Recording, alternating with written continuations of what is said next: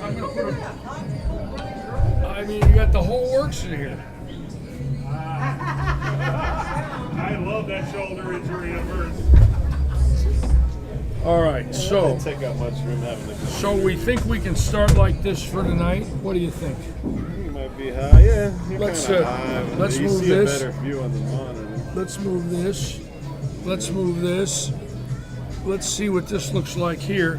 Going to be a little funny here. I need a higher mouse. I can tell you that. Oops, get Larry. Yeah. Get Larry. I need Is it. that the one? Where'd he go?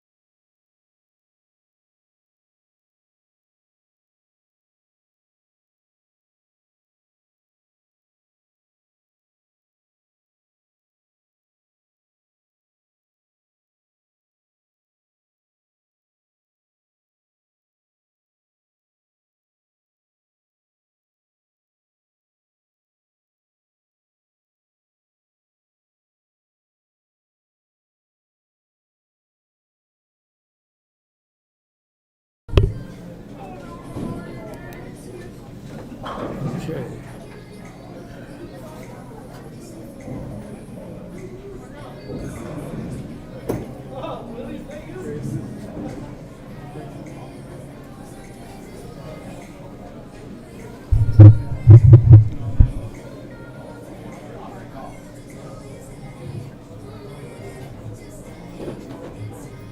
Larry, when you had the truck, did a gentleman work for you, Chuck Shelburne? Oh yes, one of the best. Thought he did. I'm originally from Erie, PA. Oh, it's great. Dear friend, Yeah, I figured you guys were still close. Is he still? he's in Columbia. the- Yeah, that's Columbia, right. I know something happened up in Erie, right? I think he got.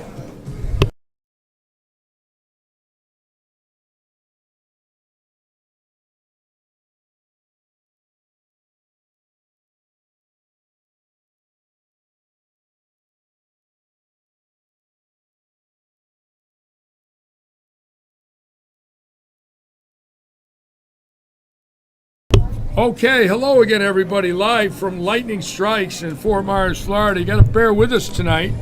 Hopefully, we're in a booth right now. We're not sitting where I normally was in this facility, and we're not 100%. We've got some work to do, but this is a TV booth that I'm actually sitting in, and if I put this camera here, I could show you pretty much what it looks like.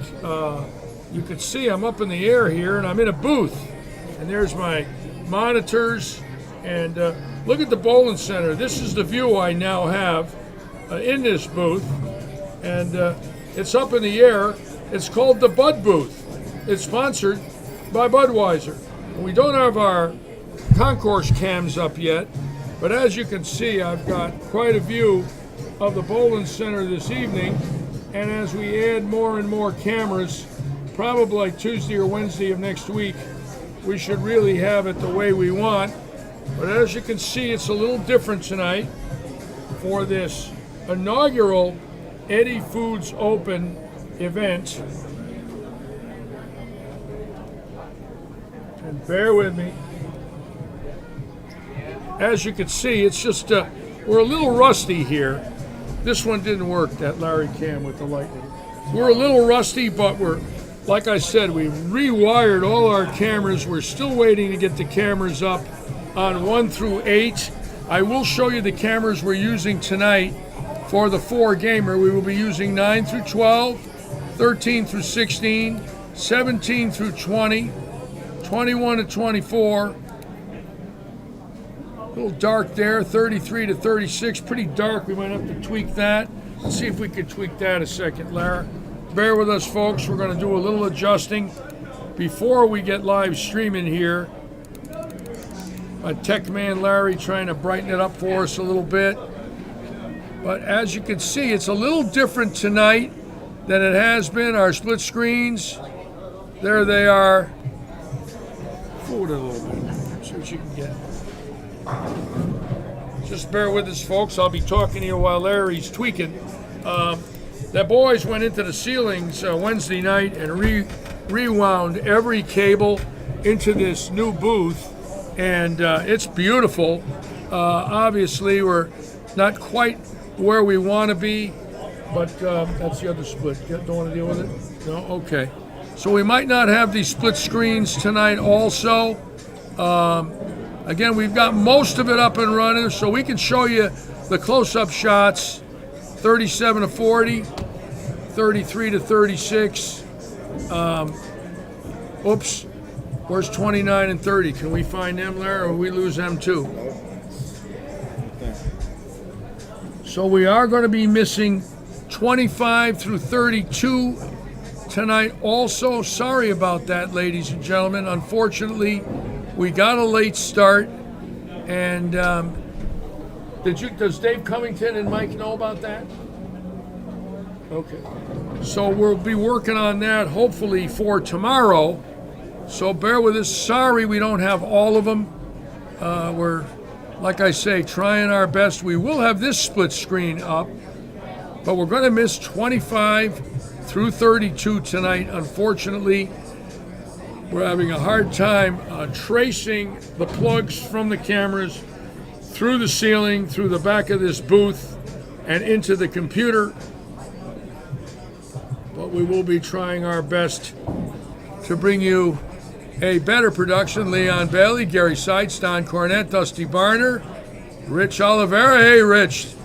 Great bowling last Saturday, Rich. Tommy Rea, Bobby Mason, thank you all for joining us. Again, a lot of action tonight. Big money here tomorrow. $5,000 guaranteed for first place. We are paying 40 spots tomorrow. So even if 80 bowlers bowl, 40 get a check. $5,000 for first. I will have the prize fund for you tomorrow when we get on the air. But again, another great night. I'm going to move this camera a little bit. Bear with me. So we're sort of tweaking. We're lucky to even get it up and running tonight here, actually. But better than nothing. And ready to roll. There we go. That's a little better. I'm now in the middle of the screen for all of you. Pretty cool. Jay Butler on. Hello, Jay. Dustin Katanic from Scotland, or Duncan Katanic. Welcome aboard, Duncan. From across the pond, if you will. Jay Butler from across Alligator Alley. And Duncan from across the Atlantic. Renee Waddell on across from the Port Charlotte Bridge on I-75. So we got a lot of people here joining us at Lightning Strikes this evening. And we got a pretty good group here bowling the 4-gamer. Now keep in mind, these are dual patterns. Dave, do you know about 25 through 32, right? Okay, as long as you know, we'll tweak them later and fool with them. We got most of it up. We're only missing 2 cameras. We thought we had 29 and 30, but apparently it stopped right there. We needed another extension. Yeah, we're only missing 2, though, considering all that work. Not bad. So we will get it better, folks, for you tonight. Unfortunately, we again, we're lucky enough to get 9 through 24, but then we lose 25. We do go up to 33 to 36 and 37 to 40. So again, we're going to lose some. I want to apologize. I think all of you that know me know I like to have everything up and running, but the new booth is not actually beautiful. My God, you ought to see this thing. It is professional. It's sponsored by Budweiser. Figures I finally got a beer sponsorship, and then I went dry for the last 28 months. Just think, I could have had free Bud tonight, and I'm on the wagon, so there's no Bud for Litchy. But we will get going here shortly with all of you, and we're getting ready to roll here. We got a very strong field. Ethan Fiore bowling tonight. J.C. Lamanche from Miami, who bowled very well a few weeks ago. Dave Stouffer will be bowling this evening. Brandon Rucker will be bowling this evening. And a strong four-gamer coming up. There's the great Tom Doherty. There he is. Tom Doherty here tonight. We'll have the cameras on Tom. Maybe I'll get him in the booth here. Let me see if I can get Tom Doherty to sit with me for a minute. That would be a thrill. I don't often have a chance to sit with somebody who won $100,000 in a PBA event. Let's see if we can get Tom in here for a moment to join us. Larry, hey, Noonan. I need another one of these seats. You think you can find me one in the bar? Let's see if I can get Tom in here. Tom's cool. I want to talk to Tom live about... Tommy, you got a minute? Want to sit with me a minute? Everybody wants to see what you look like at the normal level, not the ABC Sports or the ESPN Sports level and Fox level. All right, I got this young, great champion sneaking in here. I'm going to get another chair. You got some new digs up here, huh? We got some. Anyways, congratulations first and foremost. Thank you. It's very thrilling to watch you, and you got a lot of fans in this place. You know, we're all hooting and hollering here. Well, I got the owner on my side, so that's and Robert all that Eddy matters. likes you. So now, I have to ask you this question. You're never going to get asked this again, of course. No, probably. Probably not. For years, they show you bowling the 100 game Okay. and losing by 199 pins. Now do they show that still? I Now don't there's a remember. new video that they're going to be showing you. Yeah. Tell me what it means about the new video versus the other video. I got to hear this from you. But this new video that they're going to be showing with a pinfall and forward versus the 100 game. What do you think the difference is? Well, I had more fun bowling 100, that's for sure. That was a lot of fun. That's funny alone. There was no pressure on that one. But, No, there was no pressure. I mean, I can't. It is what it is. You know, The two most, they're amazing games. And obviously the lowest game we might ever see. Yeah. And then all of a sudden, a hit that we never see go. I Right. mean, you throw a wide, you always leave it 2-8. Right. Probably with a 10 pin or at least a 2. Occasionally you get it off the wall. But to come forward, we were going, at your face, yeah. I said, he's a chuck. He just, Yeah, I was in shock. I mean, I knew when I let it go, it wasn't a strike, and count didn't matter. So as it was going down there, I didn't even know what to do because 7, 6, whatever spare, it doesn't matter. He still needs a double. So Yeah. it was either a strike or whatever. So yeah. when I let it go, I knew it wasn't a strike. So I was just watching the outcome. That's good right there. And then when it fell, I Thank you. was shocked. Well, we were thrilled. Obviously, it makes up for a lot of years of hard work and some Yeah. disappointing losses. And, you know, it sort of evens out through life. You lasted long enough in your career to have, the greatest run of your life. Yeah. You know, in your middle 40s, it's not that easy. A lot of people don't know. You know, it's not that easy to do this for as many years as you did. That's a grueling week because all the different patterns, all the different games, and Yeah. that's like the hardest week of bowling that we have. How many So- games did you bowl in a month in all these events here? Oh my God! That'd be Counting the crazy. TSC and everything, And it was, everything else. well over 100 Yeah. in like 2 weeks. Now, what's it been like at work and your store with all the people that have seen you do something from another world? It's funny because I've had the shop for 5 or 6 years in the same bowling center, and now league bowlers are coming in to take pictures with me. I'm like, they're like, oh my God, and I'm like, I've been here for 5 years. You've bowled the league for 5 years, but now I left the trophy at home the first night I went back, and everyone was mad at me. So the trophy's in the pro shop, and they go in there and they take pictures of it. It's like the Stanley Cup. It's pretty cool. Now, what about the second one? The second one was unique because you beat Williams and Duke. Am I correct? I beat Weber and then Walter. Excuse me, Yeah. Weber. You beat Weber and Williams, and then they abruptly retire. Yeah. So you're their you're their last loss at the national tour. You beat them both. Yeah. You could say you sent them home. I sent them home, I have a to-do list at my house. So there's 4 bowlers I want to retire. The first 2 are done, and then Duke is next on the list, and then Chris Barnes is 4th. Oh my God! I'm gonna take them all out. That's my goal. That is hilarious. Just a remarkable career. We're so happy for you. We know how hard you worked all these years. Thank you. And now we do this, and I'm going to go out here and bowl 100 under, and everyone's going to make fun of me. No, But that's okay. I think you'll bowl great. We love having you here. We're honored. This is like practice for tomorrow, Well, so we'll see what happens. Thank you for joining us here, and congratulations on a dream come true. I'm sure you're still in orbit. Yes. 2 Yes. wins in 5 days? Was that it? Or 4 Yes. days? 2 wins. I doubled my career. 2 wins Total. in 5 days. Wow. What an unbelievable 5 days, huh? It was phenomenal, and I finished second in the doubles. I could have actually won 3. I should have won 3. I bowled Who'd you bad. bowl with in the doubles? BJ Moore. So, I love BJ We were the Moore number out 1 of seed, Pennsylvania. but- Wonderful young man. Yeah, I just didn't bowl very good. So I you missed were a couple second times. there. You had 2 firsts and a second. Yeah. Oh, wow. I didn't know that. Yeah. I didn't know you finished second. Yep. So that was the very next day after winning the major. I was the number 1 seed for the doubles. Yeah, yeah. Any local TV media come and see you, like from Tampa, any of the affiliates? They did some phone calls, but no, nothing really. Nothing really. Not yet. Yeah, We'll see what happens. yeah, We got another big tournament in a couple weeks, so. yeah. Anyways, great bowling. Thank you, sir. We'll be watching you tonight All right. tomorrow. Thank you Hopefully so much. I bowl good for everybody. Oh, you'll bowl good. All right, Lidge. All thank right, you, our buddy. own. Move that over. State of Florida, baby. Our own right there, the great Tom Doherty. Hello, my dear. And yeah, I know I could hide. But how about that? Great interview.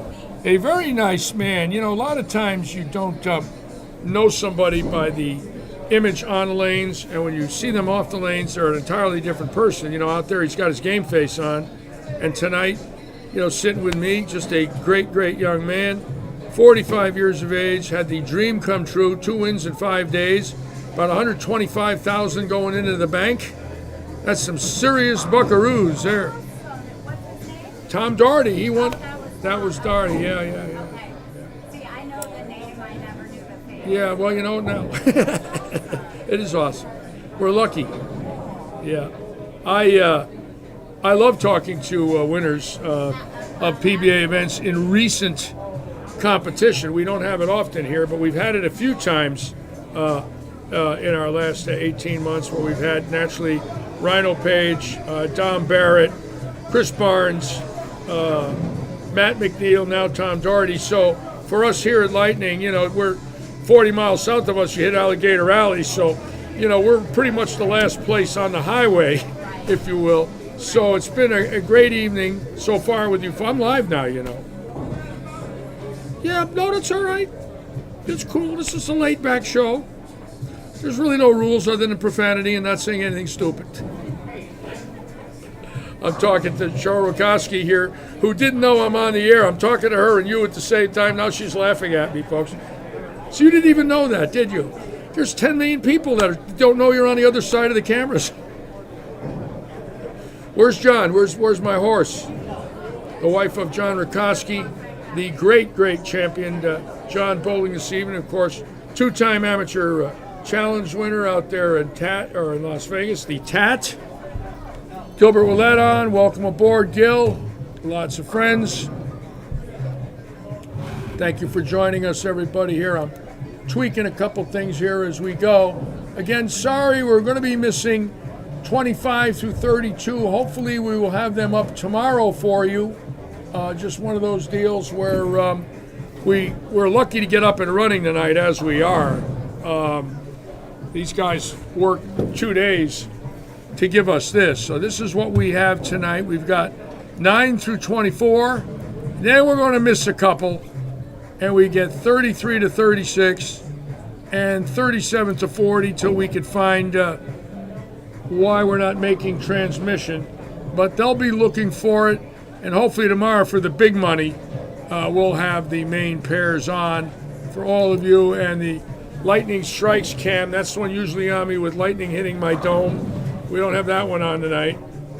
But we're up and running. And that's what counts. So we're happy about that. Again, the house filling up. Got a good group here.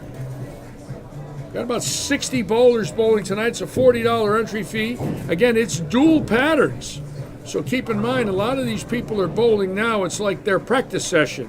They want to find out what's going to go on for tomorrow. These are the shots, the dual pattern shots. 300 the other night. Nice bowling, Ryan. Come here, sit with me, Ryan. Your mother's on. She wants to see what you look like. Get over here. Hey, Renee, stay with me. I got a guest, Renee. Come sit with me, Ryan. Yeah, it's pretty cool, huh? See, now your mother can see what you look like on camera. And you had 300 the other night, right? Yeah, Tuesday. And was that your second sanction 300? My third. Your third?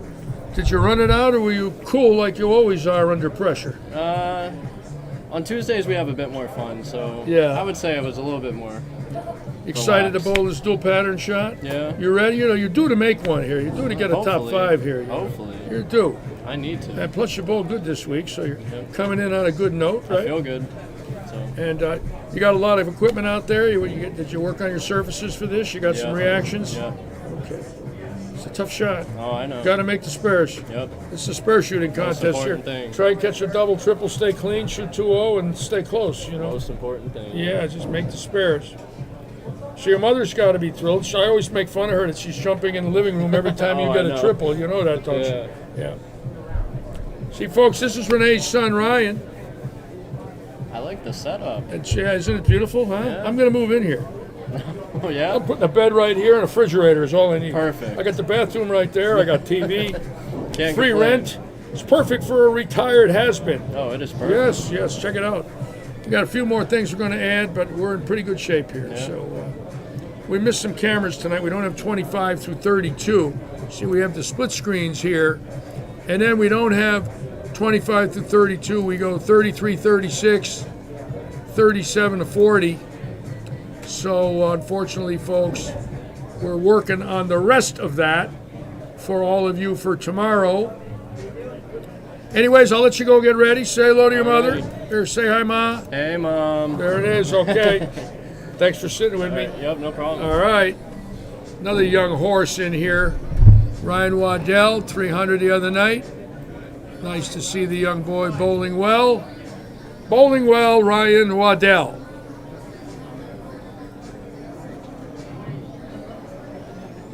That's a little better there. Okay. Trying to get focused here. Much different than where my table was and my monitors and everything. It's a very different setup in here, and I'm trying to get used to it, so just bear with me. And it's a shame I stopped drinking. You're right, Leon. I'd have had a case of Bud in here with me. But that's okay. We're all right. We don't need it. We got coffee. And we got a great group. Bowlers from all around the state, north of Tampa, Orlando, Miami, Coral Gables, Punta Gorda, Naples, Cape Coral, Fort Myers, Bonita Springs, Port Charlotte, Punta Gorda, Northport, Palmetto, St. Petersburg, Zephyr Hills, and another great group tonight here at Robert Eddy's, and practice is going to start. Here we go. We'll be watching the boys and the ladies get ready for this great competition this evening. Great having Tom Doherty in here. What a, believe me, if you get a chance to know him, a consummate professional in the bowling business, a pro shop operator, a very successful store.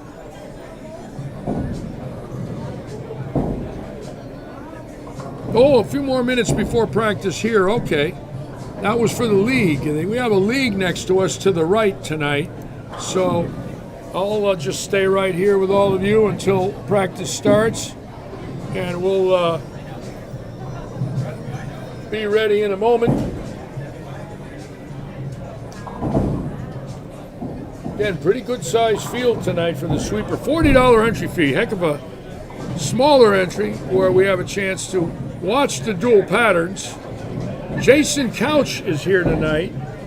Evan Baranecki, that's right, the legend Jason Couch bowling tonight with us.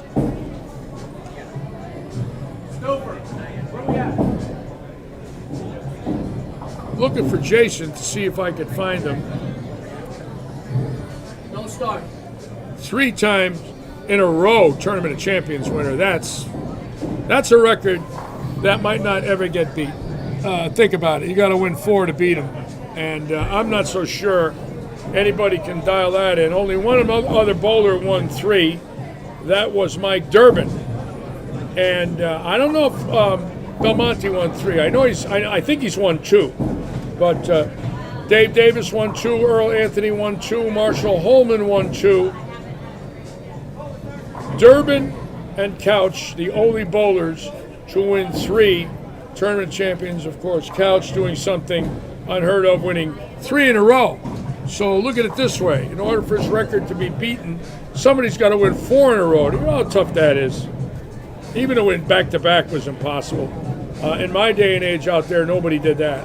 So quite a great honor to have Jason here tonight with us. I'm looking for him,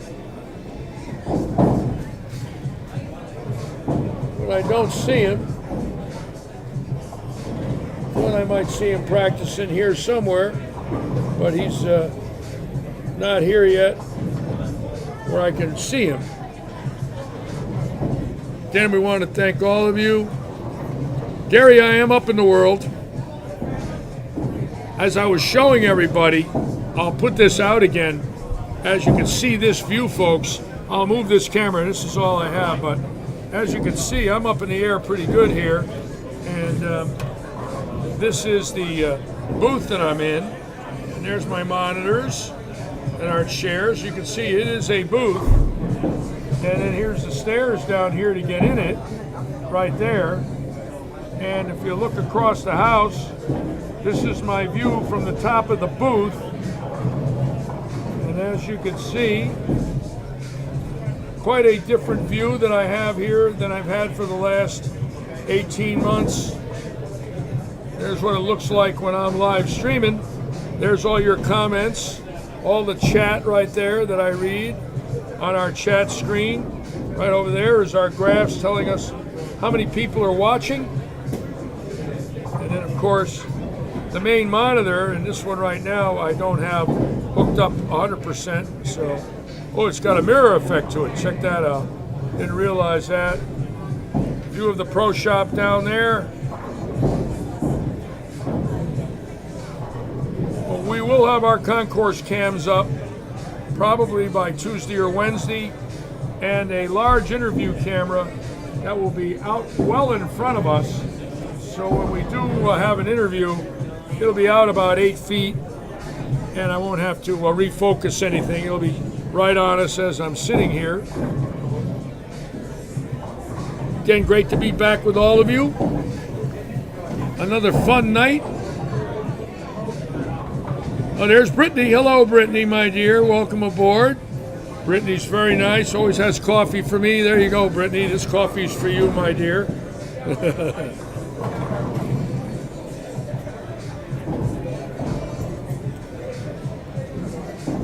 This is a full house tonight.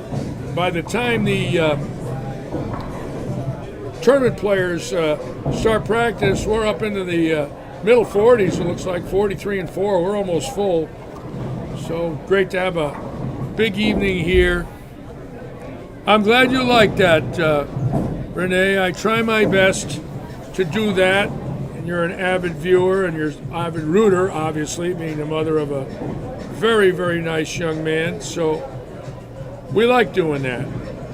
Like having guests in the booth, all different skill levels. They don't have to be Tom Doherty's. They can be 130 average. We're all bowlers. So, you know, the only difference is the score. We all love to bowl. Got a great group tonight. Looking for Jason Couch, but I can't find him. There's David Stouffer getting ready. Looking good, Hawk. Yeah, I know. Look at you. Yeah. Everybody likes the new Bud booth. The Bud booth. You can raise this microphone a little bit here. See, here's the mic that I use. Can't quite see it. A little short on cable with this, but we're okay. Bobby Bryant, hello, Bobby Bryant. Thank you for liking my stories. Let's see, what kind of a story could I come up with tonight? I got a Jason Couch story. Jason Couch stayed in my house in Connecticut 88, 89, 90, 91, 92 quite a few times. Was very good friends with my son Michael, and Jason would come up and bowl the Lilac Challenge, the Ideal Open, and the Vera Papa tournaments out in Long Island, and would stay in my house in Suffield, Connecticut with Michael and my wife Ann. And she'd cook for them and do their laundry, and Jason was a guest in my home. And, you know, when I think of him now, you know, as a veteran, obviously a living legend, I saw this boy at 18, 19. I did not know, neither did he, that he would become a USBC and PBA Hall of Famer and win 3 Tournament of Champions in a row, 15 PBA titles, and be voted into the top 50 greatest that ever lived. To have him here tonight is an honor for me and all of you, I'm sure. This man has set some record. PBA Rookie of the Year, along with Ricky Ward and myself. So tonight there's 3 Rookie of the Years in here. The 69, the 91, and the 92 Rookie of the Years. And we're all left-handed. So for you people that really love lefties, there's 3 PBA Rookie of the Years in here tonight, which is rare if you think about it. Ricky Ward's here tonight in the pro shop. I'm looking for Jason. I can't see him. There's Jason. Let me see if I can wave to him. Here we go. Now we'll have a little fun. Now we're going to have a little fun. Let me bring in my dear friend, this great Hall of Famer, ladies and gentlemen. Have a seat. Ladies and gentlemen, the legend Jason Couch, welcome aboard. You didn't even recognize me when I come in. Great to see you. How are you, my friend? I'm fine. You know, I was telling everybody about your 3 Tournament of Champions wins. Yep. And the fact that it could be a record, let me see if I can get this right here. The fact that you won 3 in a row, and the only way that record can be beaten is somebody has to win 4 in a row. Right. And the odds are slim to none. How the hell did you do that? Smoke and mirrors, Lich. Smoke and mirrors. What were you thinking about? You know, after the first year, you know, you're just blessed to win a major to begin with. You know. Yes. And that was my second major, and yes. You know, to beat the best in the world, you know how hard it is. It's almost impossible, and I think I had a bit of an advantage, and most people say it was a disadvantage, but I think I had an advantage because it was a different bowling center all 3 years. It was a different format all 3 years. Now, one of them was in Connecticut, right? Yes, sir. One of them was at the Indian Reservation. Mohegan Sun. Was it? And where were the other 2? The second one that I won was in Chicago. Yeah. And Lake Zurich. Zurich. Yep. And then the first one was in Kansas City. Now, were they in arenas?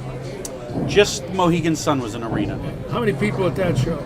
Oh gosh, there was a boatload. 3,000-4,000? Yeah, there was a lot. It was loud. So one is in an arena, one is in Chicago, one is in Kansas City, and 3 different formats, 3 different cities, 3 different lane services, and you win all 3. Right, and you know, and I say that as an advantage because you know how hard it is to go back to the same center the year especially after, if you didn't bowl well there. And then you went 0. You know, you started 0 Oh, again. I agree. It's tough. Psychologically, it's right. a lot tougher. Right. But now you had 15 championships. 16.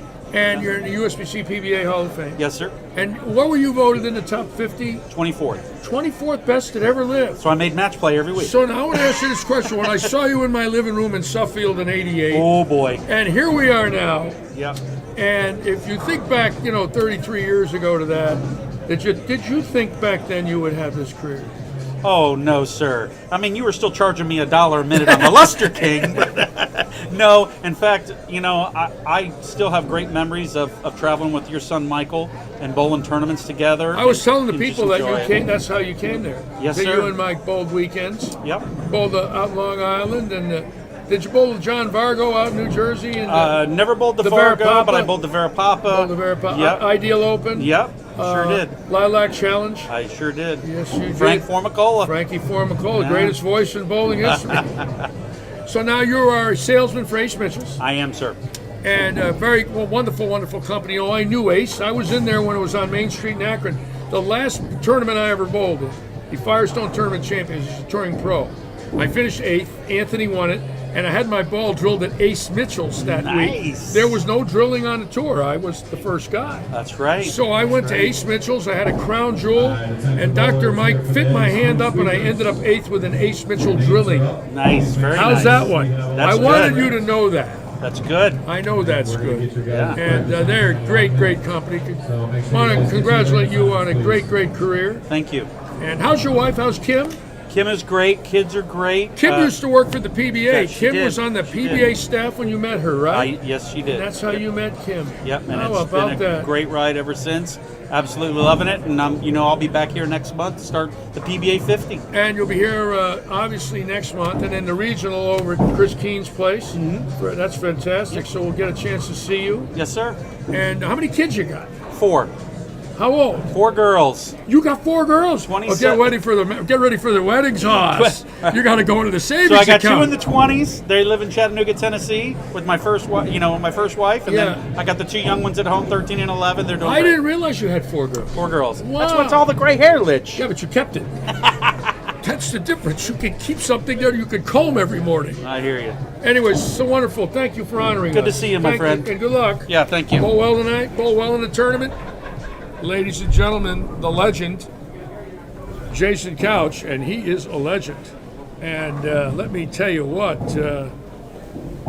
that man there could strike in his sleep as a kid. They get over 50, they slow down a little. We understand that. All right, guys, you'll be skipping one pair. And Dave Stouffer on the mic now, letting everybody So know 21 what's and going 2 on will go here. 3 and 4. 23 and 4 And, will go 5 and 6, please. All right, guys, hit your check marks. Got a on. nice You group guys are tonight. ready We for want to practice. thank all of you for Good luck joining tonight. us. And getting ready now for this great 4-game event. Practice is starting. Got PBA champions in this event. Tom Doherty, Jason Couch, a USBC and PBA Hall of Fame member. So 2 PBA champions bowling, the True Amateur Challenge champion John Rakoski bowling. I'm sure several Florida State titles. A Florida State Tournament 300 with Ryan Waddell. And the boys winner right there, Brandon Rucker, won the State Boys Championship, High School Championship Boys, right there on 18, out of this house. So, another great night here at Lightning Strikes. Want to thank you all. Yes, David Bate. Jason Couch has gray hair. I have no hair. David, hope you're feeling well. My friend Dave, a little under the weather. David's my brother, folks. We go back to the 70s. Good to have you aboard, David.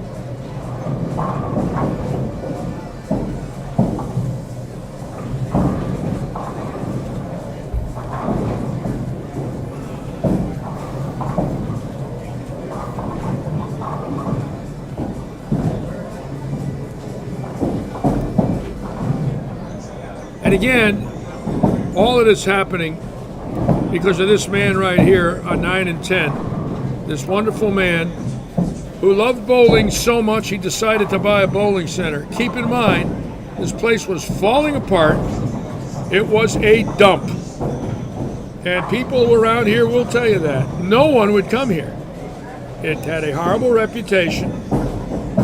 And within 2 years, the remodel is just remarkable. It's beautiful, clean, well run, and now he's brought in a great tournament schedule, and tomorrow guaranteeing $5,000 first place and 40 cash spots. 2 weeks from tomorrow, we will have the Audi Pro-Am, sponsored by Audi. $5,000 guaranteed prize fund in a Pro-Am, and an auction for Johnny Petraglia's charity, who will be here with me in the booth. David Forbes of Audi giving Johnny Petraglia $5,000 for Johnny's Vietnam charity. We will have raffles, all kinds of memorabilia going out. That's 2 weeks from tomorrow. This Sunday, the Ray Stevens 9-pin no-tap. Ray Stevens bowling tonight. Paramount Residential Mortgage Group. Ray, the sponsor of that event. So we've got live streaming tonight. Tomorrow we will be on the air at 1:30 and Sunday at 2:30. So stay tuned. Keep in mind, tomorrow 12:30, Sunday 1:30. Tell your friends. Tomorrow is a 6-game qualifier, dual patterns. Top 16 will go directly to 2-game matches. The winners will move on. The way it figures out, the last 2 bowlers tomorrow will have bowled 15 games. Everybody bowls 6 games. Top 16 will bowl, they'll bowl 2 games, so now everybody bowled 8. But now 8 go home. So the next 8 bowl 2 more, they're down to 10. And the next 4 bowl 2 more, they're up to 12. And the 2 winners bowl a 3-game match for $5,000. Guaranteed. Thank you, Colleen. Very nice to see you and meet you. Frank Giannino, the Detroit Stroke. Lots of friends on Gilbert Willett. I don't know the name of the 2 patterns. Let me find out, Gilbert. Let me just go get that question answered real quick.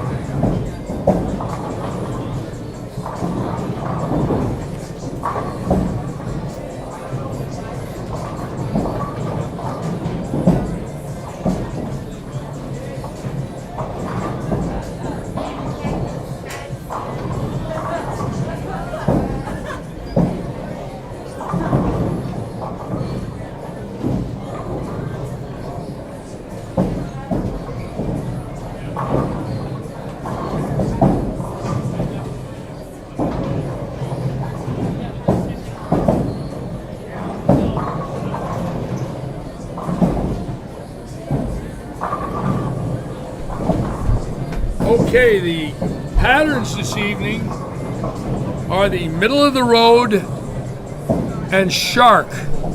Middle of the road and shark. Okay.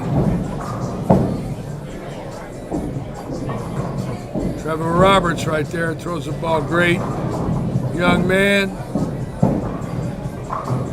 Good player there. Got a lot of these young kids that are gifted bowling this evening. Again, sorry, 25 through 32 are not working. They should be tomorrow. We were lucky enough to get these up and running tonight, so accept my apology that we're missing those lanes. That's our mixed league right there. We don't want to watch those, that's for sure. So, it looks like 9 through 24, 33 to 36 is the mixed league. So, 9 through 24 is where we're going to be tonight. These are the lanes we will be watching. These are tournament lanes. They end at 24. So if you'll notice, there's a black pair on 25 and 6. So the bowlers are bowling 3 to 24. We don't have cameras on the low end. So these will be the cameras we will be using. We will go this way, this way, this way, and this way. Right here, that's it. Those will be our views. One of my favorite young bowlers right here. Ethan Fiore, 16, and in my opinion, a future star. He's already a star in my book. Vittorio's on. Welcome aboard from Scotland. Carissa Robeson, welcome aboard, Carissa. Thank you all for joining us.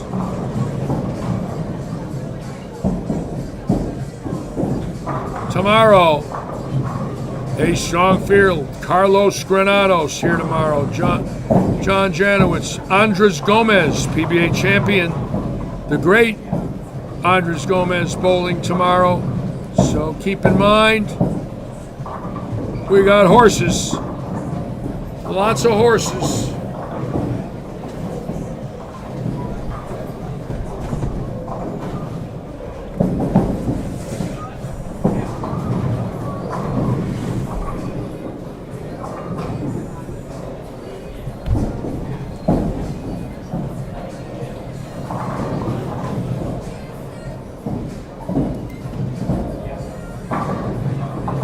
I'm real curious to watch Couch throw the ball. There he is. You know,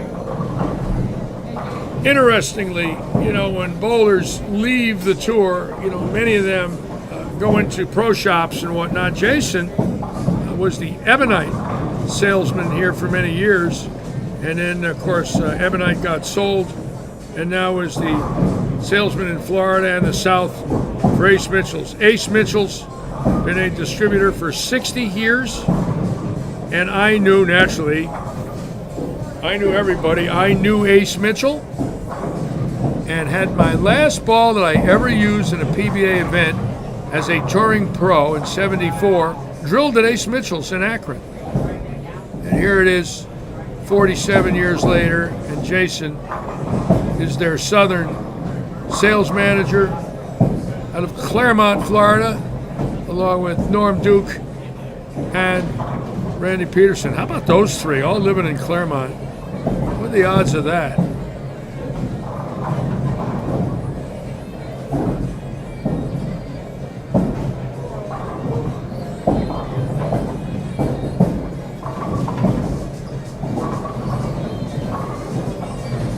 Cooper Gates is now on. Cooper, you get a chance to watch Doherty tonight. Couch on this pair. A little bit of strike power on that pair. Huh? That's Spencer Eddy, Robert's son right there. And a young lady that bowled very well 3 weeks ago in our scratch event, Hannah. She's very noticeable, obviously. Very pretty. So we've got another great event here at Lightning.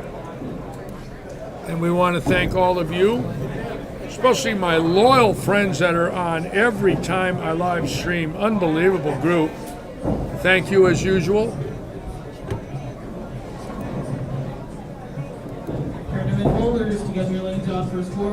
And here we go. It's action time. Good luck and good bowling.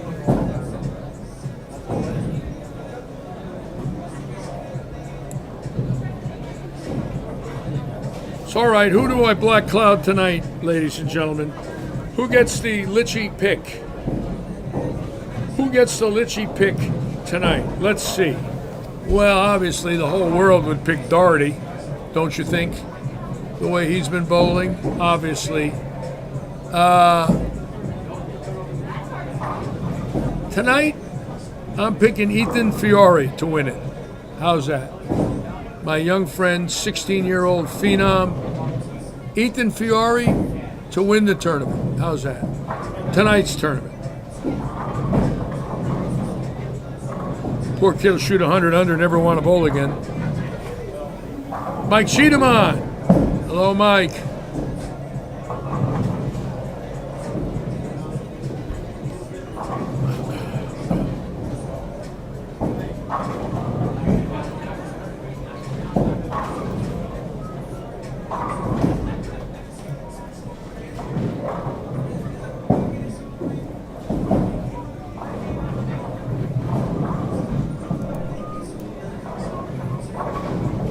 Let's watch Couch from close up now. Again, this man, 24th greatest bowler, 2009 in the poll taken that ever lived.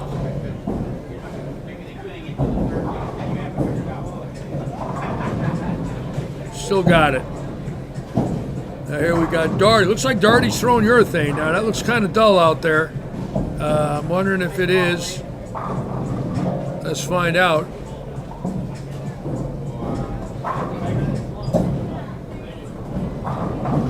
Looks like urethane to me. Some of these guys are just... Dean Abaddon, amazing feel, lane reading ability. Just Jeff Pinnell's won one of our senior events. What I really like tonight is got a lot of seniors out there. These guys want to bowl. They don't care who's out there. They believe they can bowl. It's all that counts. Robert Hilton right there with the Greek Church.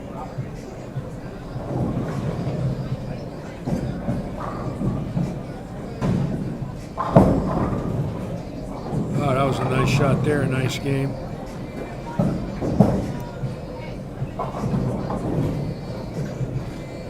Ryan Waddell off to a bad start, Renee. 5 and 5 out? Oh my God. A 5 box, Renee. You better stay on the couch. Don't do any dancing after that shot. Oof.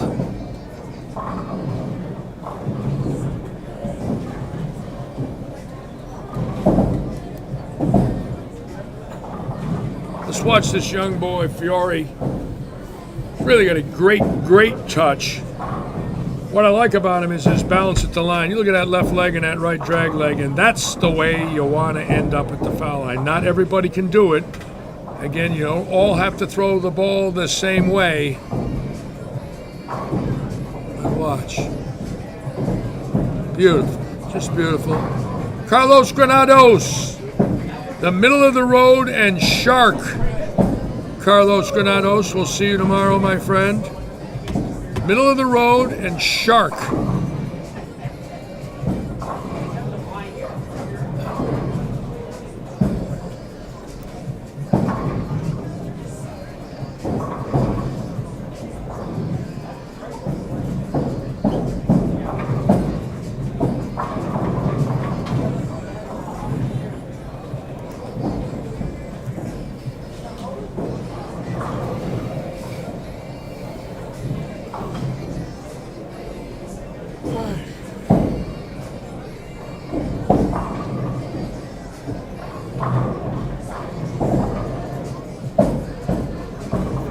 Bulldog.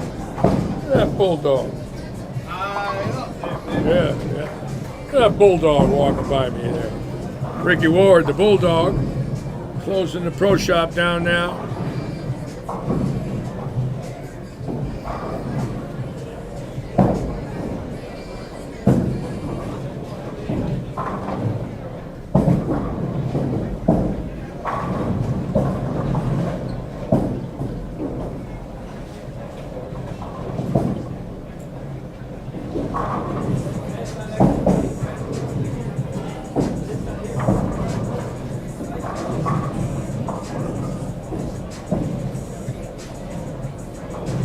Again, this is a 4-gamer tonight, and this booth sponsored by Budweiser. We will have cameras on it. We're just a little short tonight. The boys got as much going as they could. I want to thank Dave Covington and Mike Schumacher, Wayne Toplin for all the work getting this booth up and running. Again, we're few cameras short, but I'm sure over the next few days, maybe the next week or so, everything else will be in and tuned up and ready. They did so much just to get this up and running for us.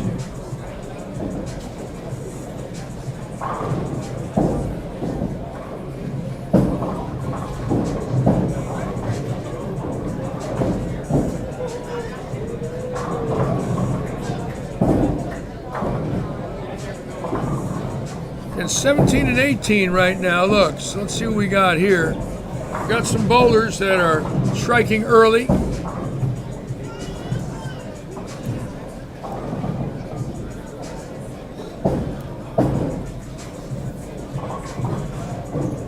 And that's the key. You want to get out of this thing. You don't want to dig an early hole where you shoot 160. Then you got 3 games to shoot 740. I got to figure 900. I mean, I think most of you would agree with that. Somebody's got to get lined up on this. But you don't know. They could get very tough, obviously, once that oil starts moving around. Again, there's no tournament bowl. We will have banners up, and I will have a list of the top scores at the end of each game. Then we're just happy to be on the air. Ryan off to a bad start. See that right out of the chute. He needs to get a double here. Attaboy. Looks like that left lane is urethane. Pretty straight through. Looks like the right lane, you can get in and swing it a little. Let's watch Robert Eddy here, the boss. Jason Couch out of the box with a triple already.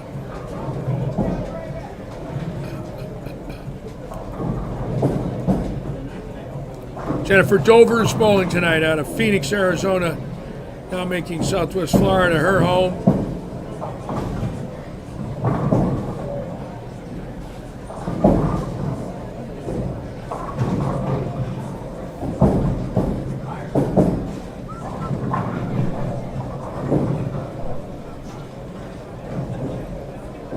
Now Darty open in the second frame. So right now, ladies and gentlemen, after practice balls, I only see 4 bowlers with a triple. So that already tells you that scores are going to be exceptionally low.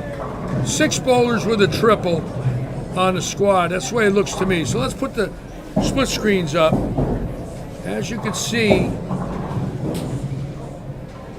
these dual patterns change everything. The mindset is so different. Different equipment, different release, different speed, each lane, different part of the lane, spares different on each lane, becomes a true test.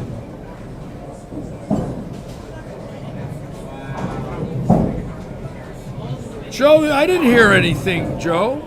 You don't owe an apology. Nobody heard anything. I didn't hear anybody say anything, Joe. But thank you for saying something apologetic, but I don't recall anything that I thought was offensive. Steve Beloff likes the new booth. Carlos Granado says, I'll see you tomorrow. We'll see you, Carlos. Carlos, fine young man. Great bowler. Could very well win this event tomorrow. Middle of the road and Shark.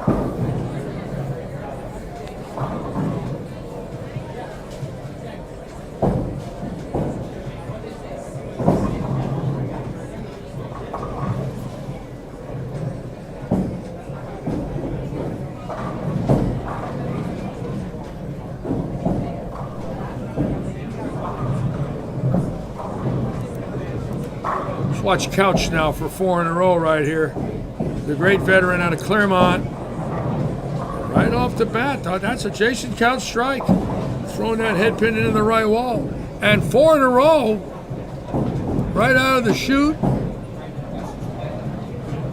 That's what you want on a shot like this. You want to get out with a big game. Look at Hilton. Oh my God, that ain't working. Looks like you can't miss right on that right lane. There's some OB out there, folks. Little 3 count for Robert. Testing the area level. Thank you, Austin. Doug Clark. Welcome aboard, gentlemen. Thank you for joining us this evening here at Lightning. Then for those of you who don't have all the cameras up, the booth was moved. I'm up in the air now. Of course, I've been in the air before, but we won't get into that. Our booth is now being used. All the cables were ran, so we do have some cameras that aren't up and running. We'll be working on that tonight and probably tomorrow morning before the tournament starts.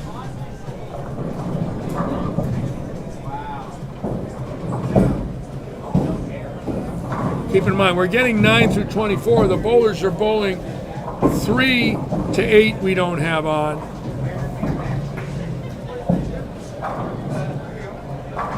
Look at Brandon Rucker, folks. Brandon Rucker making a little statement right now. The young boy bowling for smart money in this event. Oh no, he just turned adult. I forgot. Brandon Rucker is bowling as an adult. And the money's his if he wins it. Doesn't go into a fund.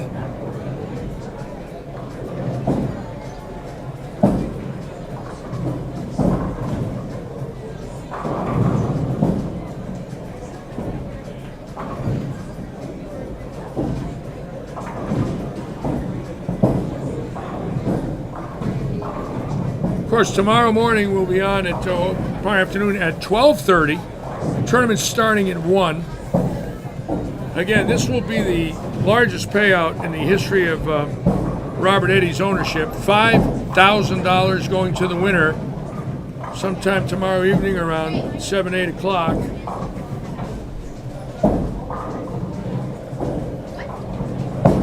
We do expect Doherty, Couch, Gomez. That's 3 PBA champions. There might be a few more I'm not aware of. John Janowitz, USBC Hall of Famer.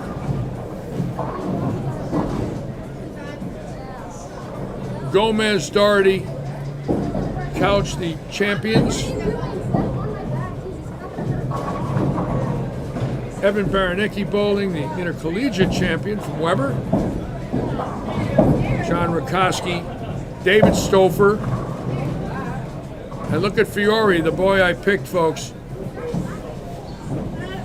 Watch this young boy. His style is just, for a two-hander, is just exquisite. Perfect balance, perfect back angle timing. Look at that. Just, oh, Jesus. It's beautiful, beautiful stroke. That is a two-handed stroke right there, folks. Doesn't have the pull-through like Sorensen or Svensson. More of a stroke like Kyle Troop. Very effective, very high rev rate. Trevor Roberts bowling. Beautiful game on Roberts right there. Very nice stroke. Nice young man. He's got it.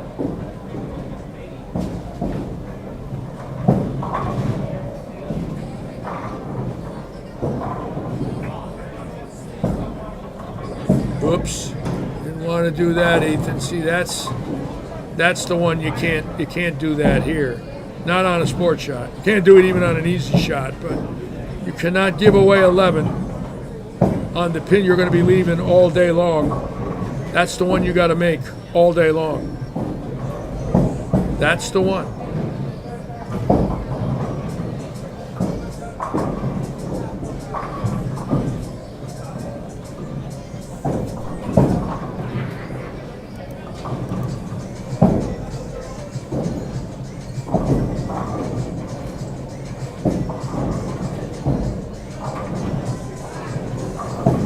Young man there throws the ball very well.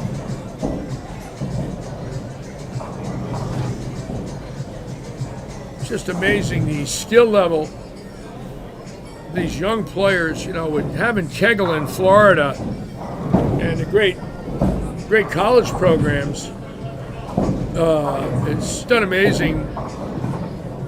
Look at the last 30 years. The bowlers that have come out of Florida. 3 straight PBA Rookie of the Years, or excuse me, 3 out of 5 years with Steve Hoskins, Ricky Ward, and Jason Couch. And of course, Tom Doherty, John Janowitz. Great group of champions in the last 30 years.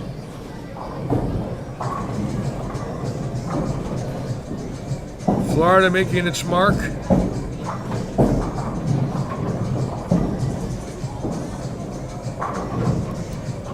Brandon Rucker throwing it really good tonight.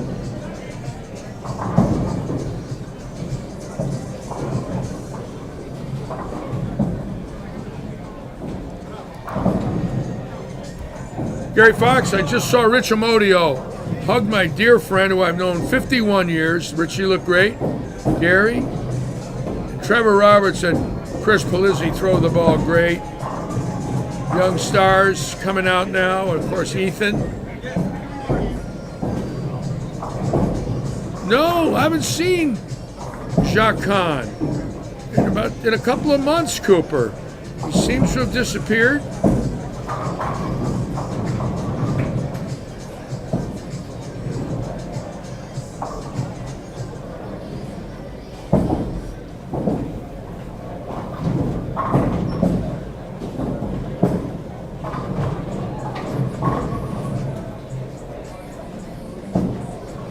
We're going to watch Couch now and Doherty both now figuring out this pair. Between Couch and Doherty, they have 10 strikes in their last 10 shots.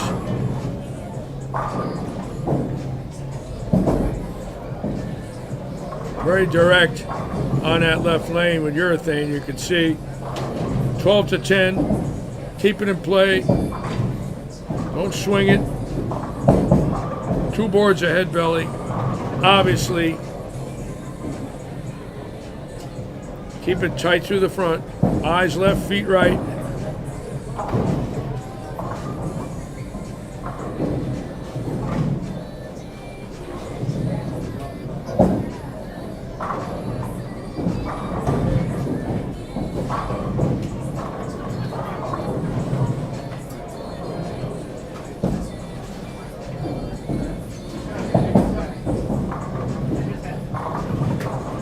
Yeah, that was right off his hand there. He knew it the minute he let it go. That's okay.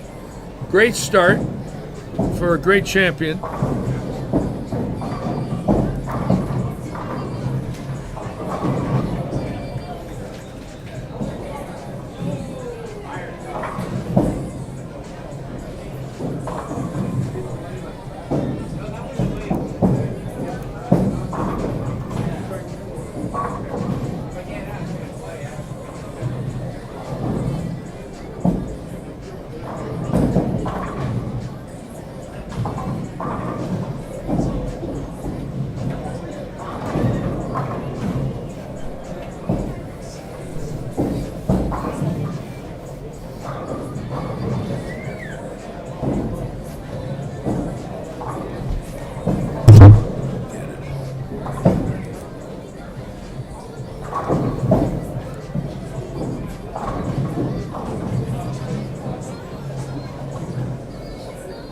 Trevor Roberts now in the 230s, Couch in the 240s. So it looks like it's going to be a grind out. 900 might be a winning number. Low 9, 900 to 915 right in there. I don't see any more than that. I really don't.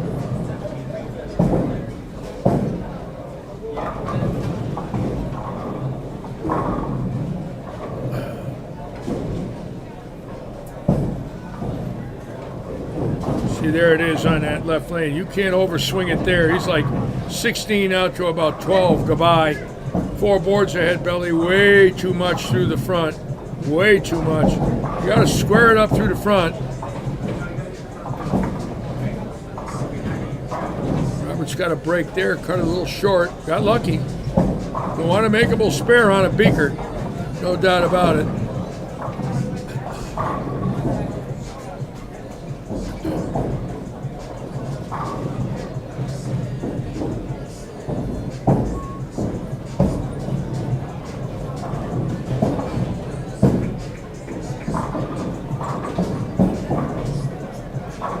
We'll go back to the low end and watch again now. Now Doherty 2 teens with an open. It looks like every ball been in a pocket but one. Couch has got a nice shot, folks. Pretty straight through the front on that left lane. So Couch looking good.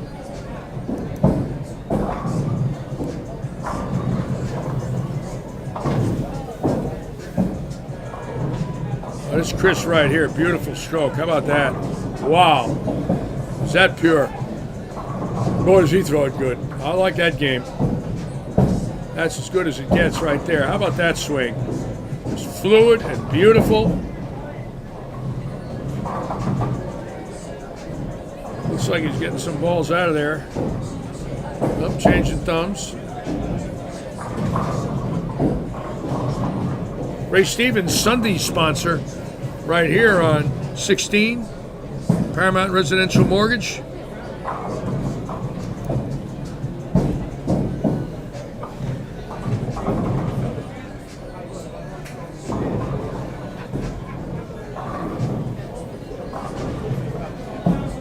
John Bouveillon, welcome aboard, John. Tom Coke, I don't know yet, but I can tell you in a minute. Wait, I'll tell you in 1 second.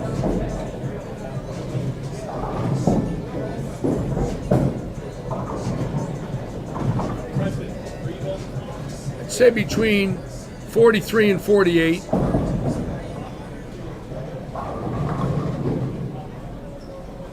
You know what I do find very interesting is the two veterans bowling tonight. See, they're smart. There is no practice session tomorrow. And Doherty's bowling the night with Couch. Very interesting strategy when you think about it. But I believe that's a great strategy. You got to get all the education you can. Sure, it's not big money for first, but you're going to learn a hell of a lot. You're going to learn about the approaches, going to learn about the carry. And I always believed in this. I never missed sweepers when I entered any tournaments. If there was a sweeper the night before, I was in it religiously. Religiously. I was there to bowl as much as I could. And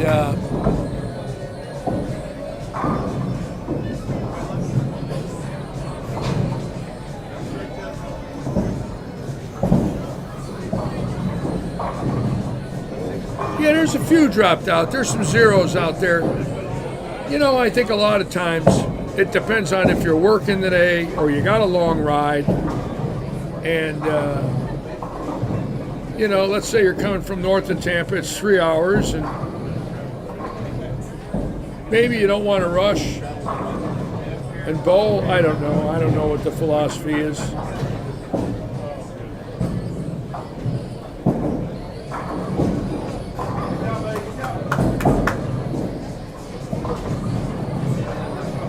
Anyways, we're in the new booth, so we do not have all the cameras working, but hopefully tonight there'll be a little more adjustments and we'll get a few more going if we can by tomorrow. We'd like to have 25 through 32 working, I know that. So sorry we can't show you everything, but something's better than nothing. Kevin right here, again on the middle of the road, standing left, look where he's, or standing right, see it? That's where you got to be. Really straight through that front, pretty much up and at him.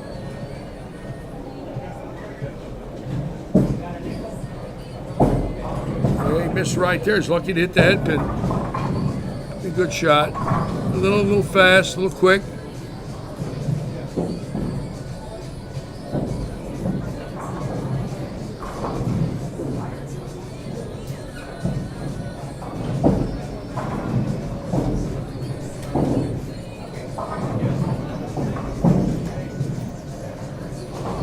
No, Huffer isn't here. Bob Hofer is asking about the Huffer. Boy, that'd be a tough one to say 10 times fast. The Hofer asking about the Huffer, the Hofer asking about the Huffer, the Hofer. No, I ain't doing that. The Huffer will be here tomorrow. He don't pass up that big money events, Bob. And for $5,000, he'll make the trip here from Naples, believe me.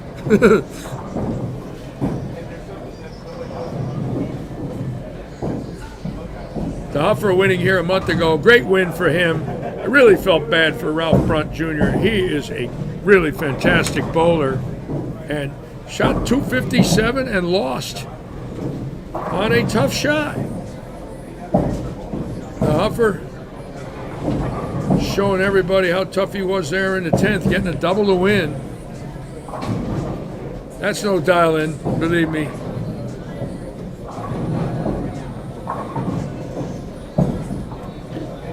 I'm going to watch Darty right here get right out of the chute with 240, and he is just on a mission. The last month, what a month. Making $125,000 in 5 days and doubles and everything else. $160,000 so far in this new year. Look where he's standing here. Wow. Whoops. Oh, he got a break there. Does he know how to do that? Was that fallback? Is he that good? I mean, that was left off his hand. That ball just looked like it saw a puddle and stopped. Let's watch that again. You're watching in Lighthouse Lanes in Oswego. I like that name, Bob Hofer. I would love to come to Oswego. You never know, I might surprise you.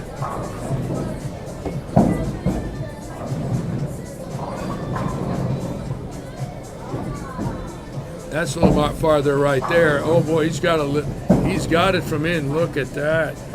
He's got a little fallback and a little right, and you give him that. Look out.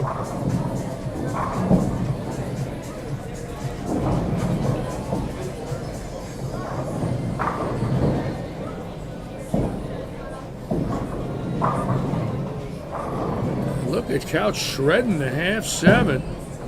And Couch still letting everybody know there's a little firepower left in the tank.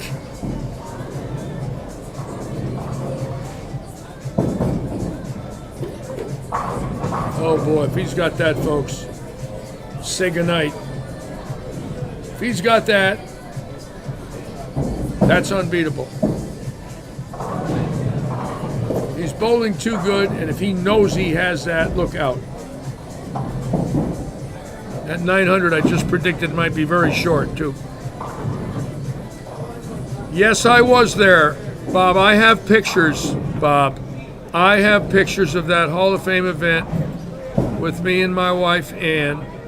I looked at them recently. I pulled out an old archive box of pictures, and I was the guest speaker at that Hall of Fame dinner in 1985, and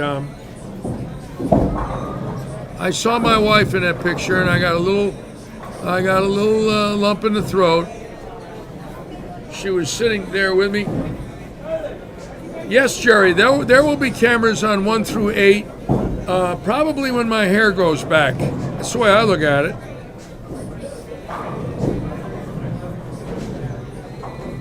Maybe by the next presidential election, we'll have them on 1 through 8.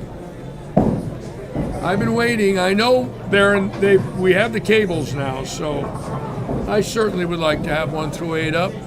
But unfortunately, I'm not in charge of cameras.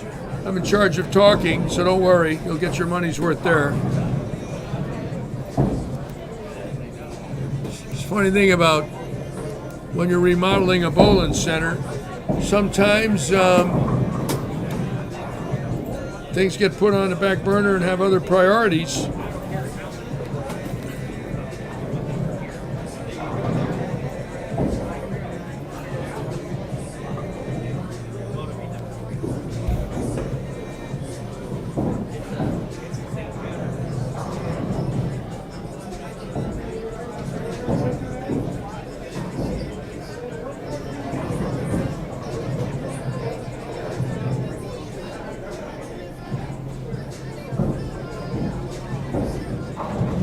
Why the delay, Jerry? That's a very good question. I don't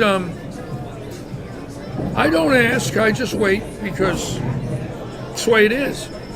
There's just so many things going on in here. But I will say this: they've been working on this new booth, and I asked the same thing tonight. Where's the cameras 1 through 8? And they know they need them, and they'll get them up.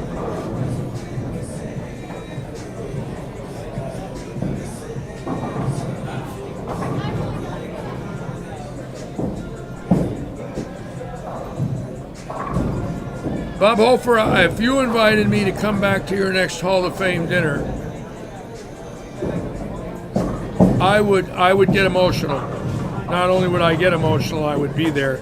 I would have never dreamed that I would come back there, number one, and number two, come back there with 6 Hall of Fames under my belt and one more award coming next April, which is an unbelievable award, one that I will cherish the rest of my life because of the people who have received it. But if I could come back to Oswego, when is that Hall of Fame, Bob? When is that dinner? I might answer you right now. I'm looking for work.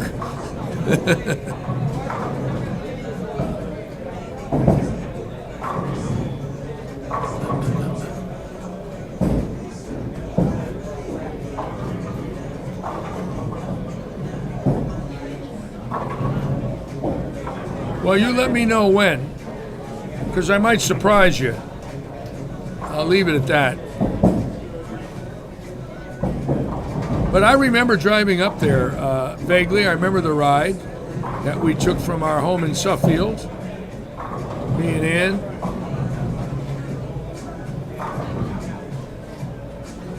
A long time ago,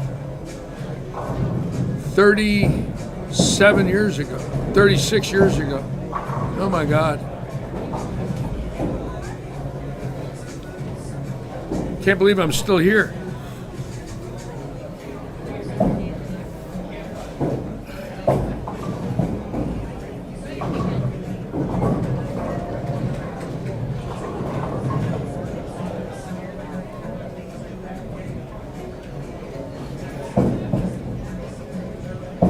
Sammy V will be there. Well, I'll tell you right now,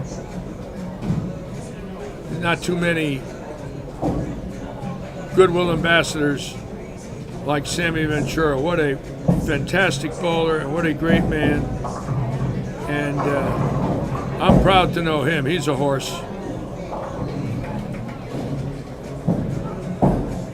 No, these scores will not be on Tournament Bowl to the best of my knowledge. I don't think that we hooked up to it. Again, I don't know about tomorrow. We were a little shaky getting this up and running. And just happy to get this sweeper up, and I think some more work's going to be done tonight and tomorrow morning. If Tournament Bowl is available and we sign up on it, we will run Tournament Bowl. But that's up to our tournament staff. That's up to Billy Seymour and Mary and all the people running this event tomorrow. I like when Tournament Bowl has that stuff up. It's cool. I like reading it. What a great job that those people do. Congratulations to the people from tournamentbowl.com. Thank you for what you've done for bowling. Fantastic. Now a new group here with Stouffer, Rakoski,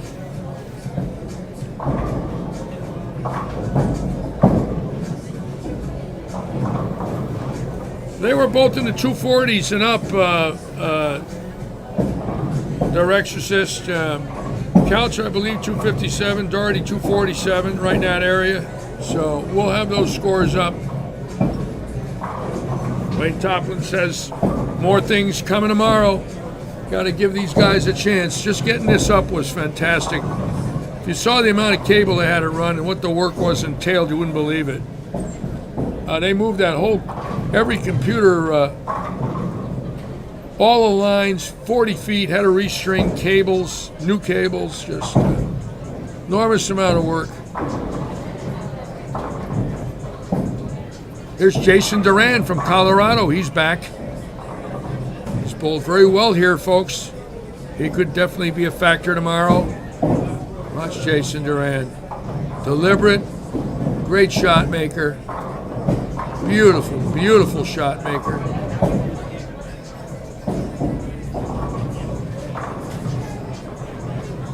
Rick Welber, welcome aboard, Rick. Richard Rump. And tomorrow it is Up Rich Good. Glad to know that we will have it tomorrow. TournamentBowl.com is on. There's Couch right there. Couch throwing the ball great. I'm a little surprised. I haven't seen him bowl in a while. He's throwing the ball really good. Let's see if Doherty's got fallback on this lane. He did get open the first on the other lane, on the on lane. Oh, he's got a little push there. See it? He's got a great shot on the right lane.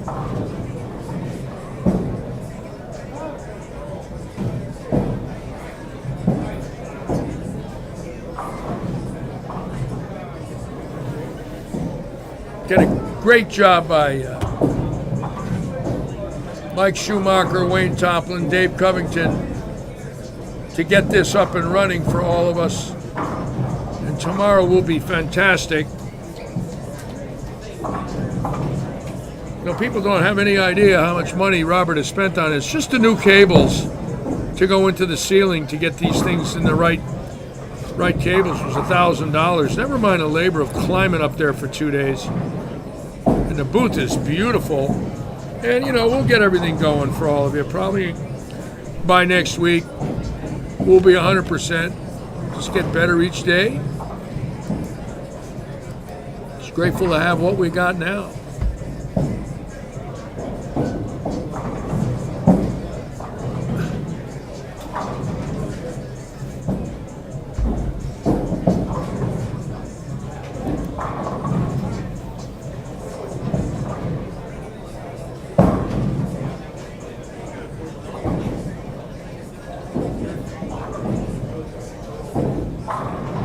Oh, there's Michael Rubin, who bowled great here during the PBA event.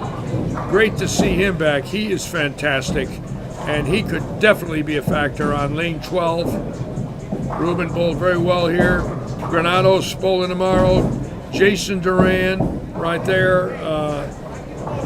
I expect a very strong 16-man finals or lady tomorrow finals. I'm sure there'll be some girls that could make it.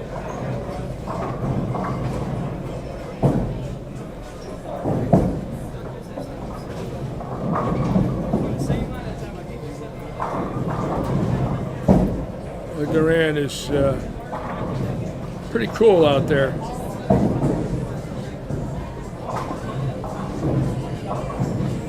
Let's watch Seymour now. Seymour likes to play him in. See, he's standing pretty far left on this left lane. He's really swinging it. And look where he is. He's got a good reaction in there. I didn't think I'd see that.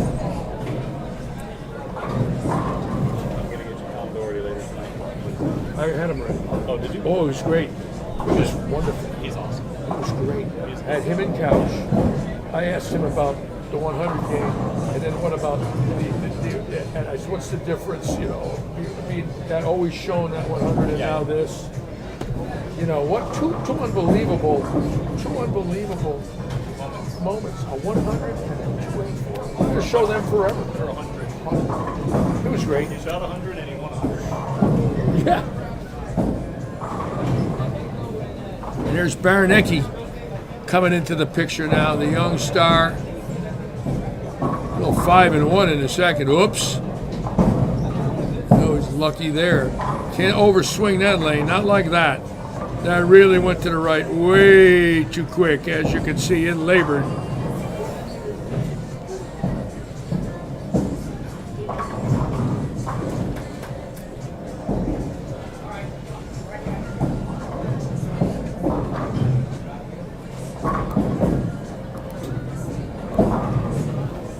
Now Couch again, out of the chute with a double. It looks like he's lined up early. Keep in mind, last game, 5 in a row right out, or 6 in a row right out. And of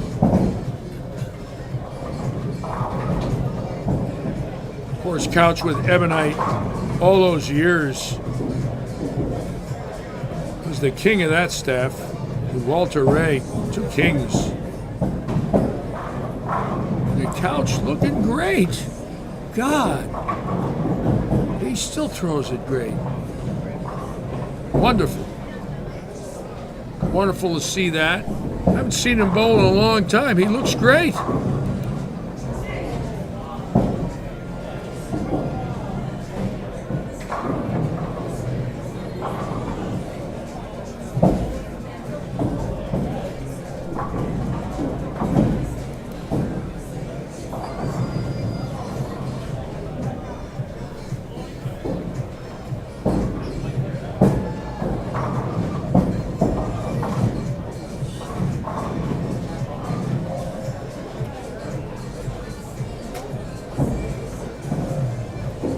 Oh yeah, Couch is lined up.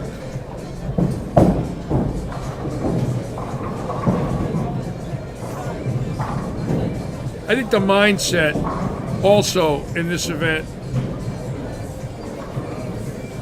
really favors an older veteran because number one, they're not bowling, the top, other than Doherty, they're not bowling the top 30 in the world here. So you take a guy like Couch coming in here, getting ready for the senior tour, wants to bowl well, and no fee tomorrow. Tom, the door's wide open. So he knows that if there's a little sniff on the left, he's not bowling Buttriff, he ain't bowling Svensson, that's for sure. You don't want to bowl those two. Forget about it. And if there's a decent shot on the port side, he could very well be a factor.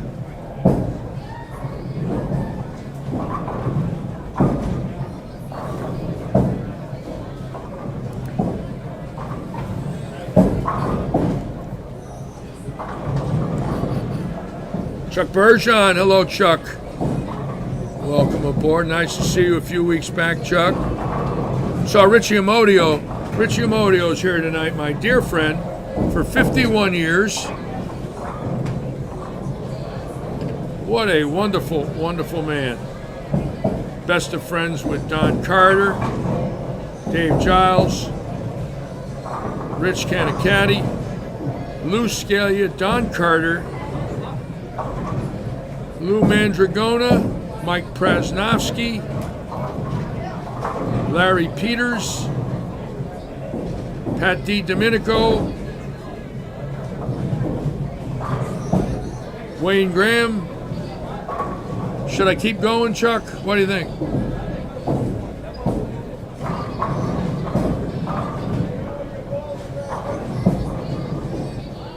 How about Jimmy Keefe? Was he great or what? Lost him way too young there.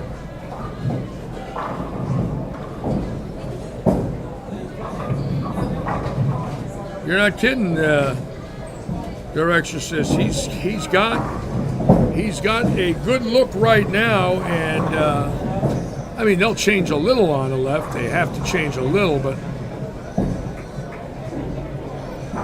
look at that shot he's got. I ain't seen him get wrapped once. He's got carry too. Very interesting. He looks fantastic. He must be practicing. I have a feeling. Oh, Mike Summers. Oh, yes. Mike Summers drove with me in my my Winnebago on the winter tour of '74. Chuck. Mike traveled with me several weeks.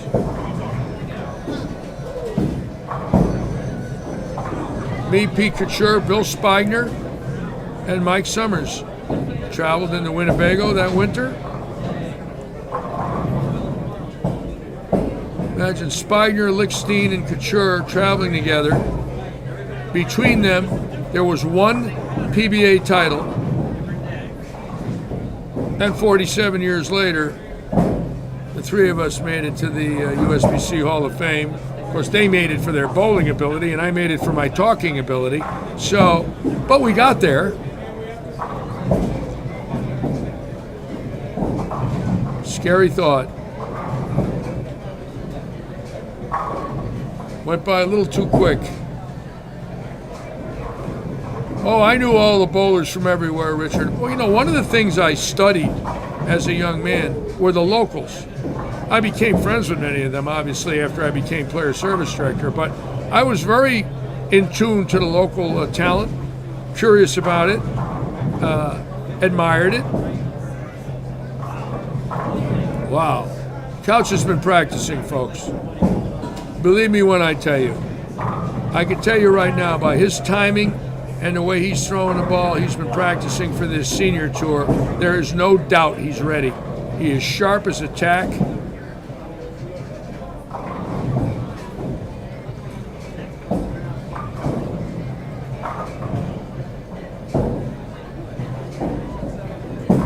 Well, not only did I know those guys, Rich, but I saw them bowl, as a visitor. And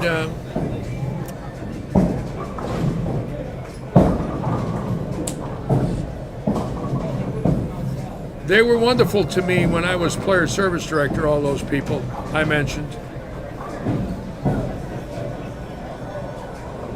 And it was just a great time in my life to travel the country during the heyday of bowling. And when I mentioned those guys from Miami, every one of them were great. Manley Sutton. Manley could bowl as a kid. Very good bowler.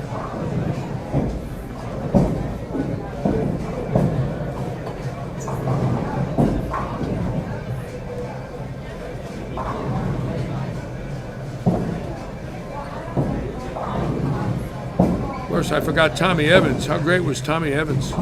What a bowler. My God.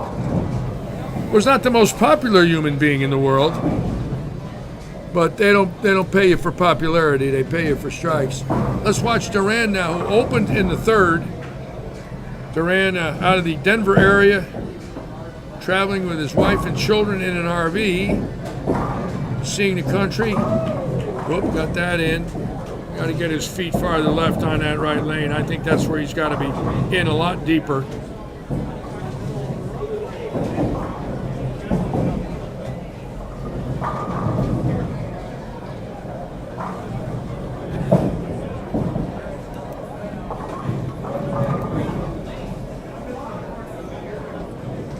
Again, we got a very nice group. We want to thank all of you for being with us. Tomorrow we will be on the air at 12:30. Again, the boys will be working on some cameras tonight when we get done. And in the morning, I'm sure. These guys really got it down. What a job they did moving this booth. I got to be honest with you, just to see what's up and working is remarkable. Just an enormous amount of work that has to be done correctly. You just can't slap it together and drop it down through holes in the ceiling. Not that simple. I want to thank Covington and Schumacher and Toplin, Billy Seymour, Dave Stouffer for getting this thing. Of course I remember Art Trask. Art Trask worked for me, Rich. Did you know that? Art Trask worked for me from summer of '88 or the winter of '88 to the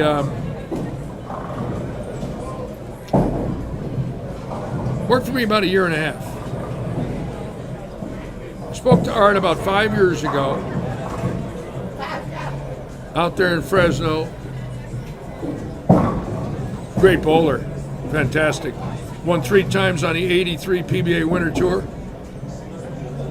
It was Earl Anthony's last winter tour. Trask won 3 times on that tour. No, yeah, that was Anthony's last winter tour. He retired the end of '83 and then came back in '84 and won the Masters.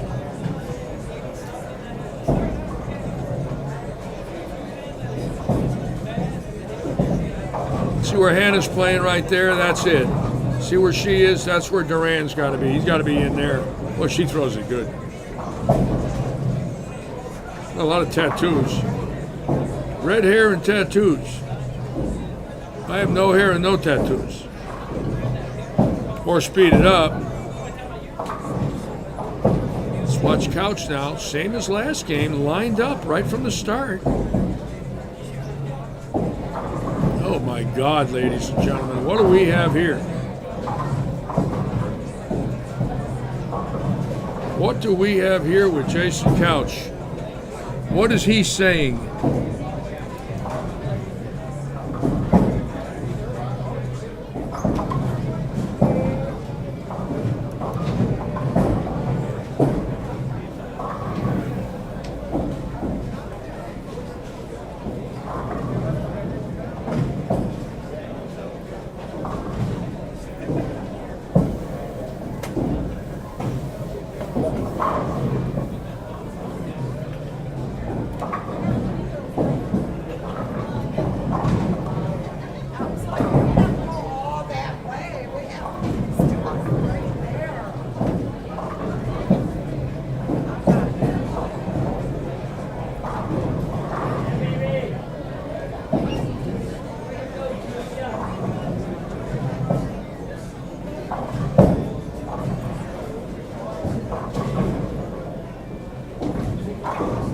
Corey Driver, who's bowled well here in the past.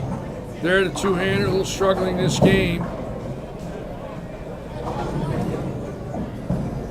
Yeah, that is the front six again for Couch, and it looks to me, ladies and gentlemen, like Couch not only is lined up, but physically, I mean, he's a little heavier than I thought he would be, but physically, his physical shots, his timing's great, his laydown, his swing, his alignment, the shape of his shots are all there. He's been practicing, there's no doubt in my mind.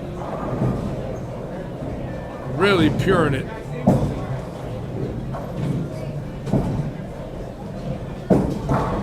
That's for real, folks.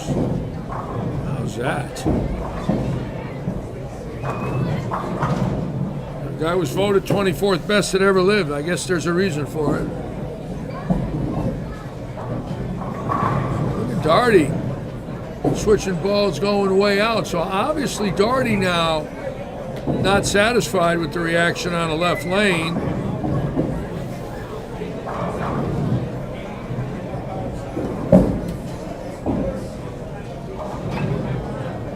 We're going to stay right here and just watch Couch. He's well, we got a little time to wait. Let me run it up here a little bit.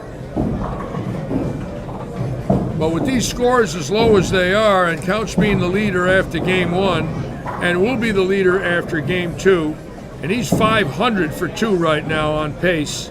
So it looks to me like Couch is locked in so far. If he goes 980 tonight, and runs away with this thing by 70, 80 pins, what a statement he's making.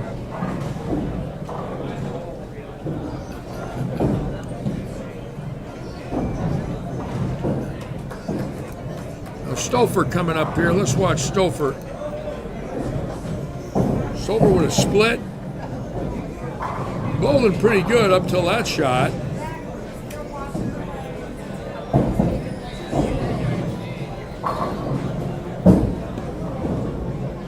Koski's struggling, shooting 170. So now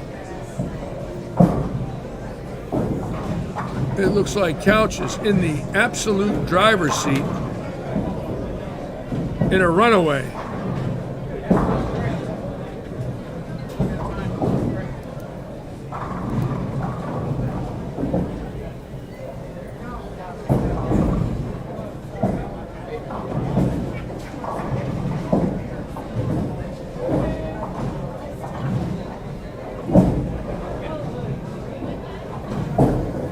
There's no position round game here. This is 4 games and done.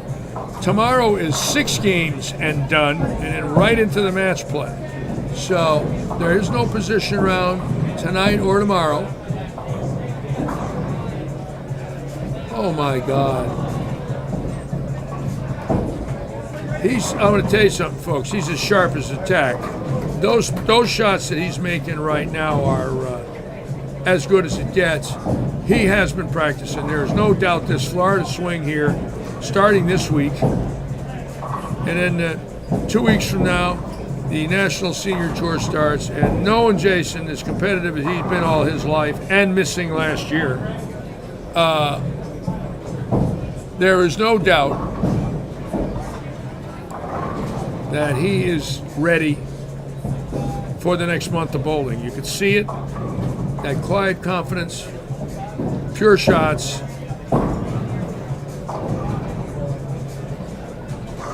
And there ain't much on the left that can rev him up like him over the age of 50. I mean, Parker Bone obviously will be a factor, but after that, if the shot's, decent on the left in those 3 senior stops, of course, Petraglia can always sneak in there.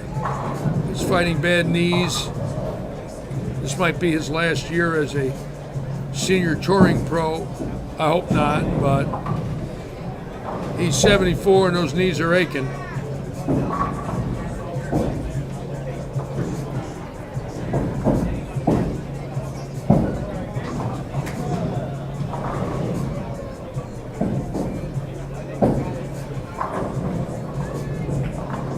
Is Couch going to be 557 after 2, folks? Oh yes, tonight and tomorrow is scratch. No handicap this weekend. You're on your own. You want to win the 5,000? You get no help. Once a month we do this. Usually the last weekend of every month is our scratch event. And what we have found is every group is being satisfied here.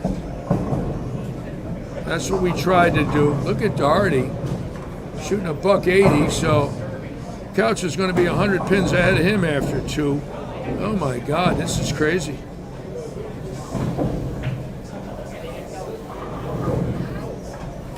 I did not think, quite frankly, I did not think I'd see anybody running away like this. I have nothing but respect for Jason, but I didn't think he'd have a 100-pin lead on second. That could very well be after 2 games. That's unbelievable. Wonder what he's throwing. What is that thing?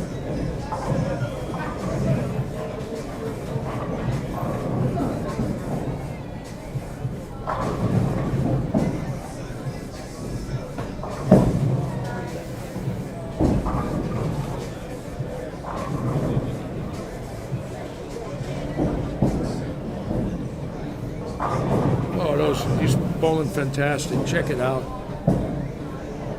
Well, now you know how the guy won 16 times. He might be a little heavier and a little older, but when you see shots like that, you can't stop him. The only thing that's going to stop him is something physical. You know, if something goes, a knee, a wrist, and that's what all of us. You know, once you get over the age of 50, the body isn't quite the same as it was when you were 35.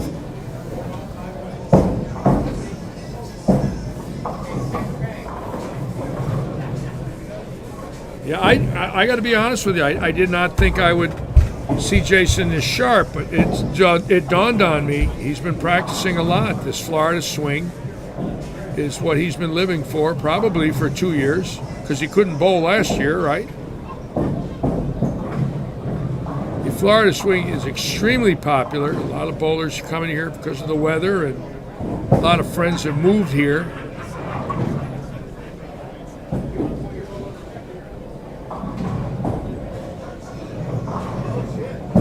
We'll come back. Let's move the cameras a little and see what we can see over here.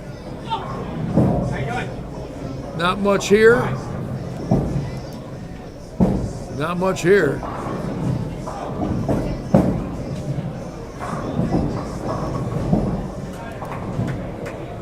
And not much there. Well, 220 to 190. Nope.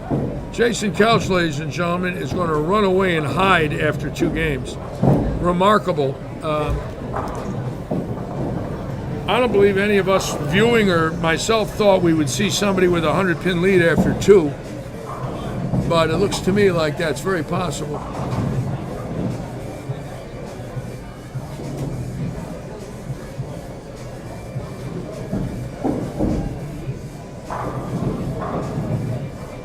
Spencer Eddy throwing the ball well. Robert's son back from Tallahassee to bowl this weekend. Spencer Eddy's going to go to med school. Going to be a doctor.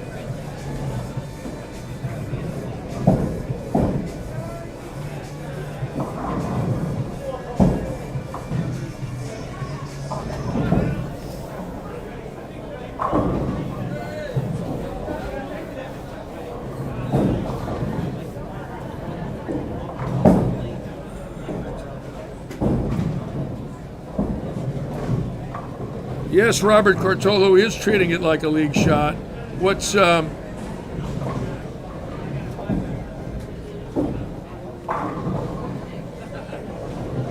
know, it's funny when you're bowling good and making great shots, you create a little room because you're doing everything right.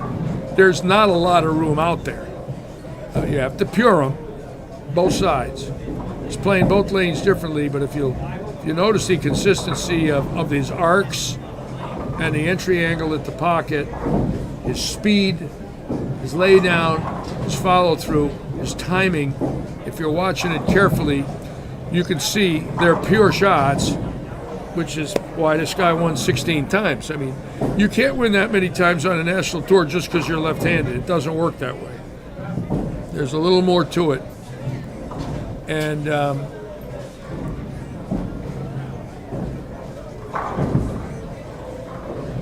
really fun to see, I'm sure. This means a lot to him to get out of the chute this year like this. And if he can stay healthy, that's the whole key. I know he's had a leg problem. And Doherty with 160 in game 2. So he's going to lose 100 pins to Couch in game 2.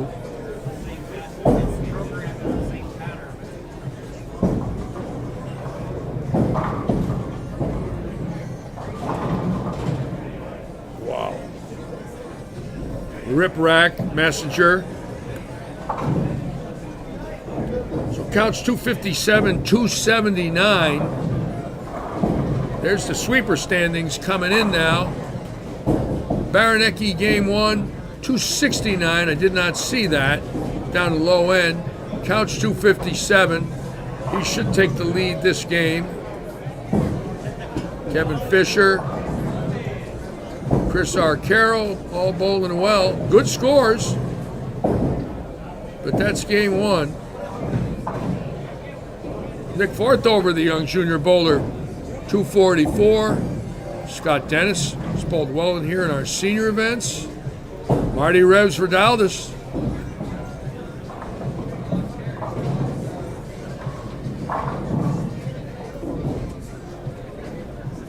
Trevor Roberts throws it great. There they are.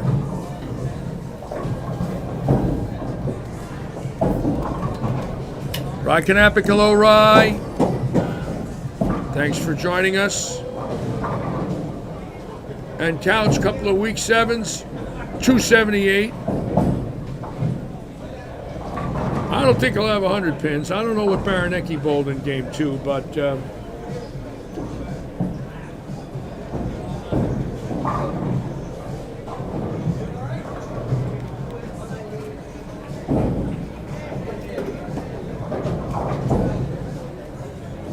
we'll have the scores for you all shortly.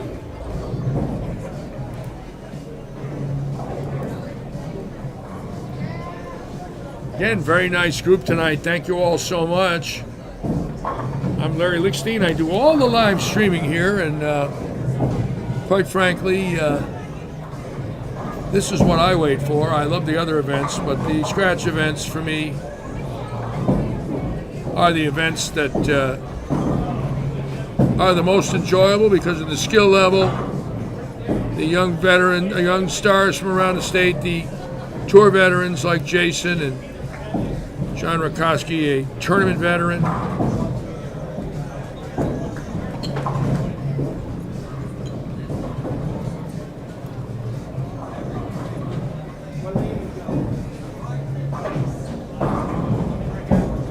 As you can see, bowlers here struggling, nothing, no 200s here unless Stouffer doubles, so they are tough. But one thing's for certain, there is some bowlers that always find a way. It's the nature of the sport.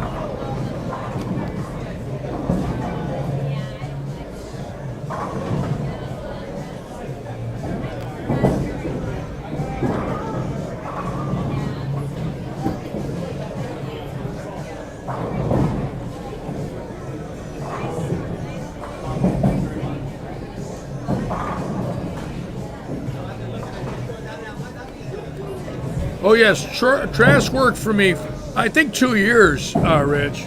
Art and I were very good friends. We didn't part friends when I let him go. We had some hard feelings towards each other after that, and then in 1999 at the Showboat, when I bowled the 50 tour as a rookie, I saw Art, and we shook hands. And we've been friends ever since. I have nothing but good things to say about Art. You know, sometimes when they worked for me, it was not an easy job. And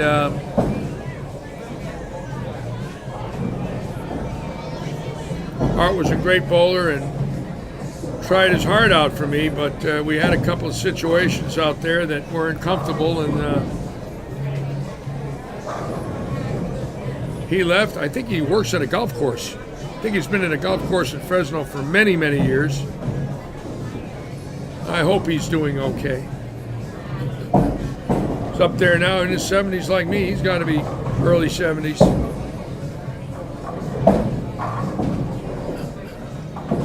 I like that, Colleen.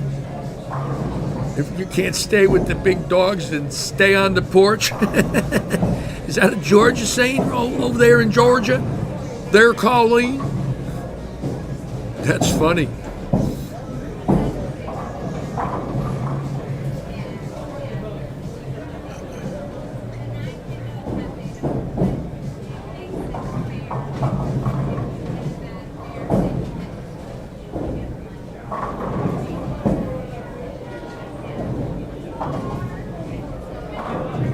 Okay, we're going into game 3 now.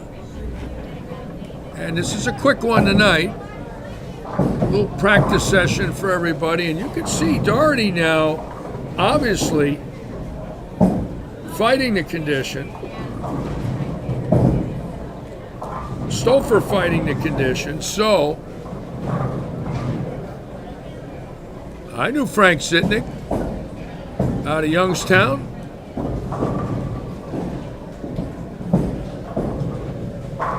Oh, yeah, Art was robotic, methodical, had that big afro. We called him Lampshade. His nickname was Lampshade. We said his hairdo looked like a lampshade. We're going into game 3, Chuck. We called Art Trask Lampshade. That was his nickname.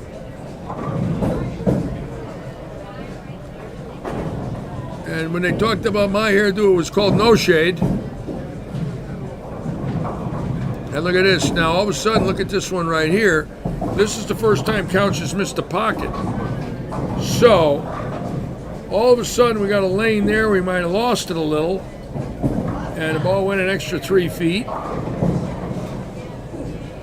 This will, if he doesn't make this is his first open frame after shooting 78 and 57, 535 out of the shoot.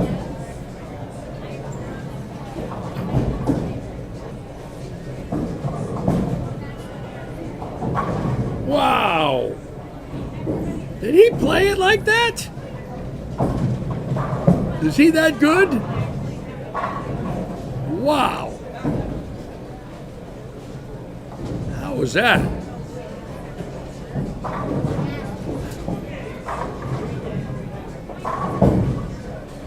One night I walked down the elevator at the Showboat, and he's playing a slot machine with his father.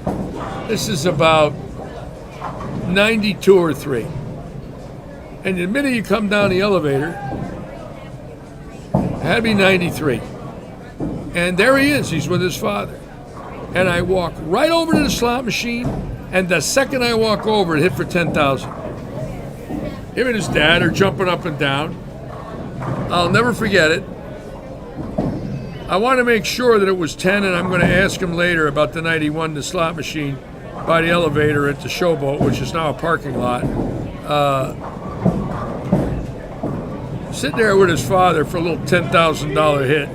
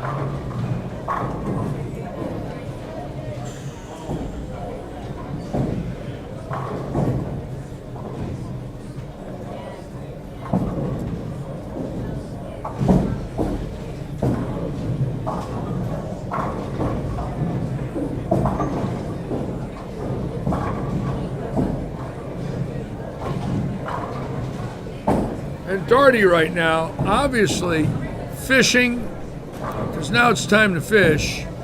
And he opened again early. So let's see what Couch does here on the left lane. Now, if this one goes 60 feet, that ought to tell you something. And just maybe, that didn't go 60 feet. That was the same as all his reactions. So,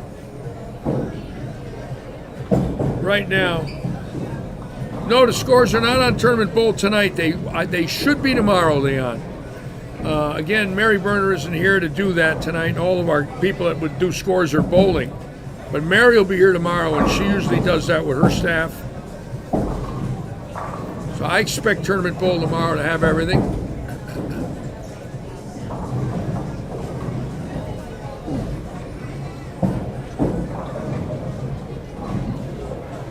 Right now, Couch clean. 2 games and 2 spares.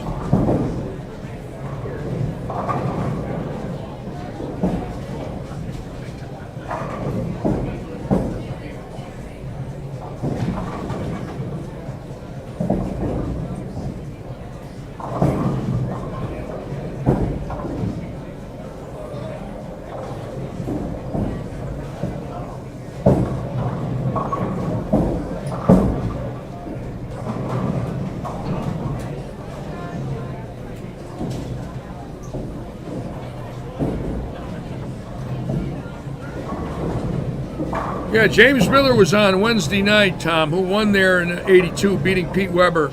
396 boulders that year at the boat. Naturally, I had to weigh them all in and drill nothing but balls all week. I loved the showboat.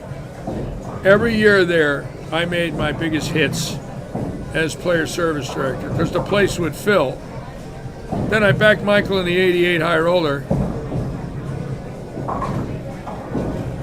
So I didn't make any money there bowling, but I certainly did drilling balls and being a backer. Showboat was, no doubt about it, the greatest bowling center in United States history. I think the South Point now is. I love the South Point, but up till 2000, I think the Showboat was the #1 bowling center in the United States. Then the corporates came in and started building, bowling centers everywhere they could, and they fragmented the market. Now they're all starving because there's 600 lane beds in Las Vegas. I want you to understand what I just said, folks. 600 lane beds within 27 miles of one another. 600 lane beds. And you wonder why none of them can make any money. Well, now you know why. It's like having McDonald's on every corner. How are you going to do it?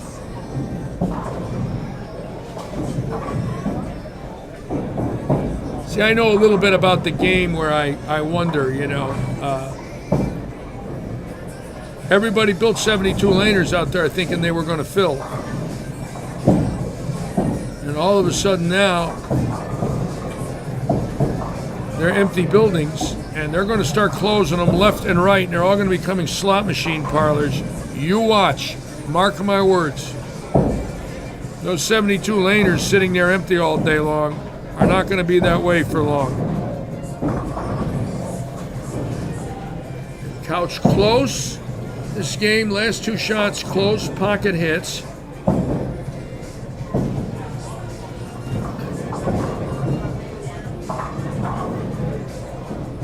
I'm going to put it on a split screen now.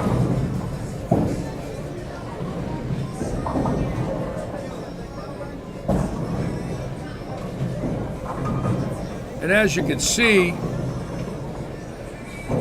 Couch now running away. Look at the scores coming across on that monitor.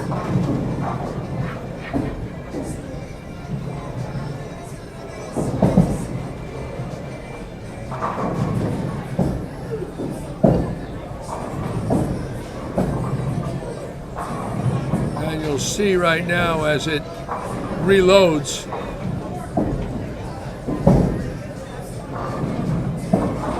Eddy Foods sweeper. Jason Couch, 535. Kevin Fleischer 463, a 72 pin lead for Couch. Fourth place 448, and fifth Baranecki 437, a 98 pin lead on fifth. So it's all Couch's tournament to win or lose. You know, he stays clean. They all gotta shoot, 470 to catch him or more.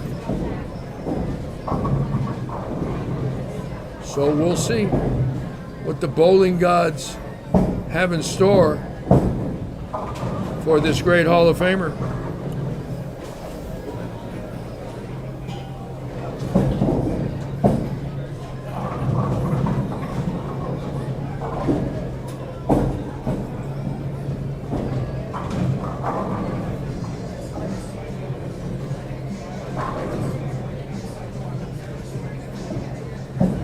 Well, when I was saying 600 lane beds in 27 miles, all of you out there, right? All of you that are listening today and watching, take your calendar or your map of your area, put a compass on it, draw a circle of 27 miles, put 600 lane beds in it. Tell me what you got when you're done. Unless you're in New York City or Philadelphia or Milwaukee, you can forget it.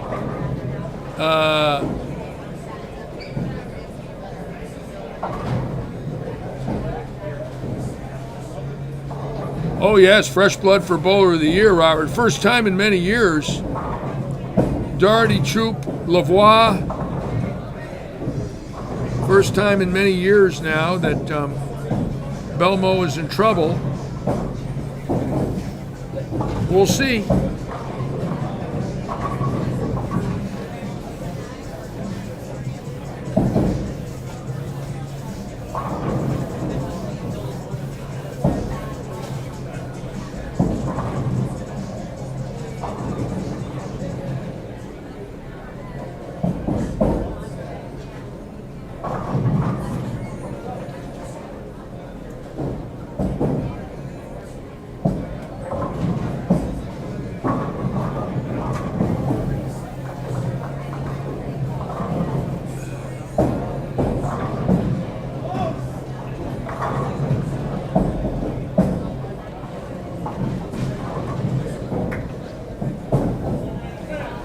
You know, it's funny, when bowlers get 50, a lot of people have a tendency to forget them.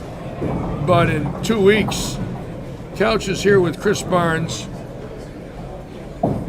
Mika Kovimini, Walter Ray, Pete Weber, Amleto, Lennon Borsch, Tommy Baker, Parker Bone, Tom Hess, and this group of unbelievable greatness.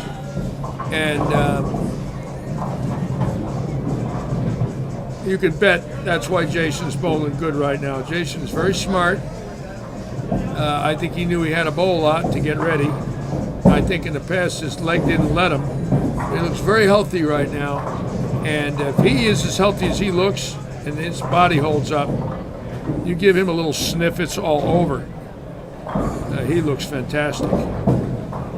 Ron Moore, who could forget Ron Moore? Sorry about that, Cooper. Ron Moore, Parker. Now, Norm Duke won't be here for this one. He has said that he won't do it. He's focusing on the two majors and said even if he didn't bowl well out there, he's not going to fly here to bowl. Just, it's not the way he does it, and I appreciate that. We spoke to him. He apologized and said no apology necessary. You know, you gotta do what you gotta do. Let's watch Couch throw this ball right here now. He went, missed a head pin, week 7, high 6 strike. So it looks like he's, moving the feet, changing the hand a little, trying to get lined up. A little high there, gave it a little more hand. So all of a sudden now, he's close. But this pair is a little tricky. And Ryan Schaefer, how about Ryan Schaefer? It's great. Very underrated. He bowled 7, I think, if I'm not mistaken. He finished second, 4 times in majors.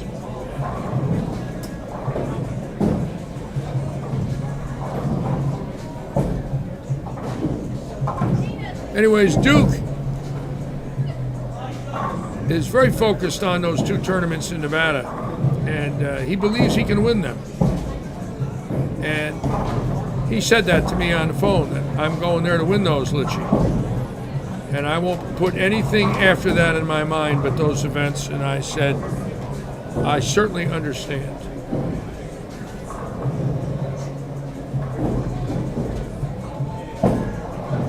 Harry Sullins, also great player. The legend from Detroit.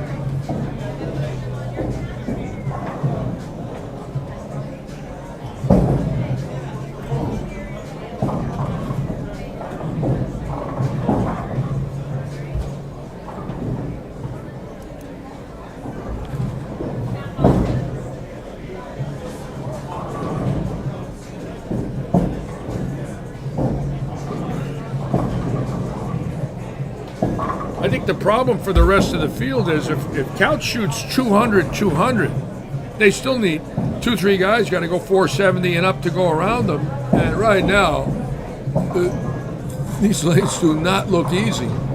I mean, there's some bowlers with 4 and 5 in a row, but this is a tough shot.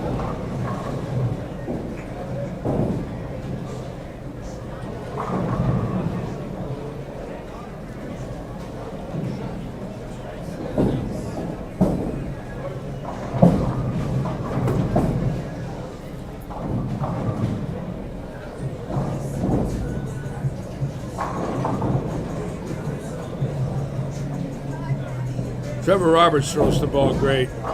Let's watch Fiore and Roberts here on 9 and 10. These 2 young men in game 3 now. Both of them opened early.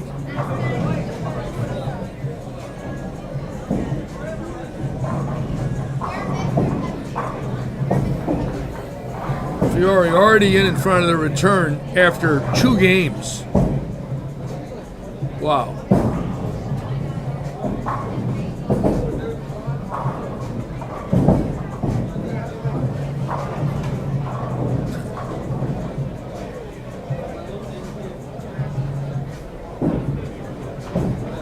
No, Bob Hanley doesn't bowl anymore, Coop. He's done. Eugene McCune, great. There's some names that are not household, but if they're here, they could win. I like Tom Hess's action. Tom Hess is a strong man and just turning 50. And I'll tell you something, it wouldn't surprise me a bit if Mika surprises everyone. Mika hadn't bowled in a while, but if he's coming back, you know he's coming back to win. He's not here to be social hour. You know, he's all about winning. Oh, Maximum Robert Smith. Well, he's not 50 yet. He's got a long way to go. He's a young puppy. I thought you meant Hook and Bob Hanley. I'm sorry. Who does live in Orlando.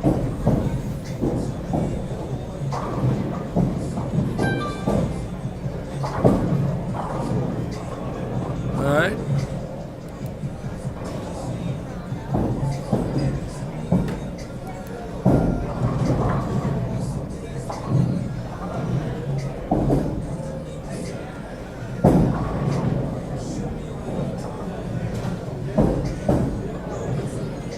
Of course, on Saturday, April 10th, we will be interviewing people in the booth. I will not be live streaming after Saturday. That's Flo Bowles' show, and I'm glad. I don't even know what a weekend off is. So that weekend, Sunday, Monday, and Tuesday, I can just chill and do what I want. I will be here watching and rooting.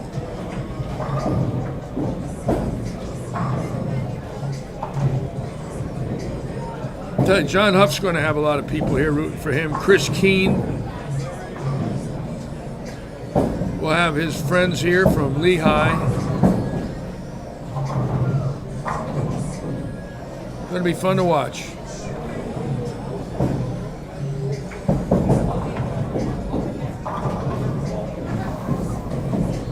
See, what's good about Couch right now is he's lost pocket-wise, pocket carry-wise, but he's close. So even when he's not really striking, his shots are not that far off, which is a good sign. He can still put this game out for 2-10. There it is. So he's, you'll notice, other than the first frame, all his shots are close, which is always a good sign, you know, that he's not averaging 250 this game, or hitting his average, but, you know, board and a half with the feet eyes, nothing crazy. You can find that. Yes, two guys, Keith Brovold, who I hired in 1995, retired. We spoke. He thanked me in his retirement announcement, and I called him. We spoke for an hour, and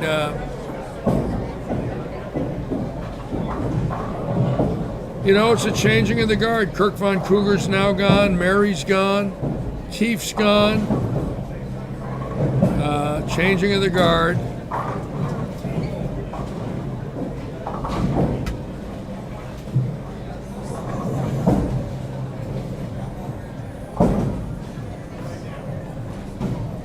Sometimes people have just had enough. They burn out. It's no longer what they want to do, and they do something else. Part of life.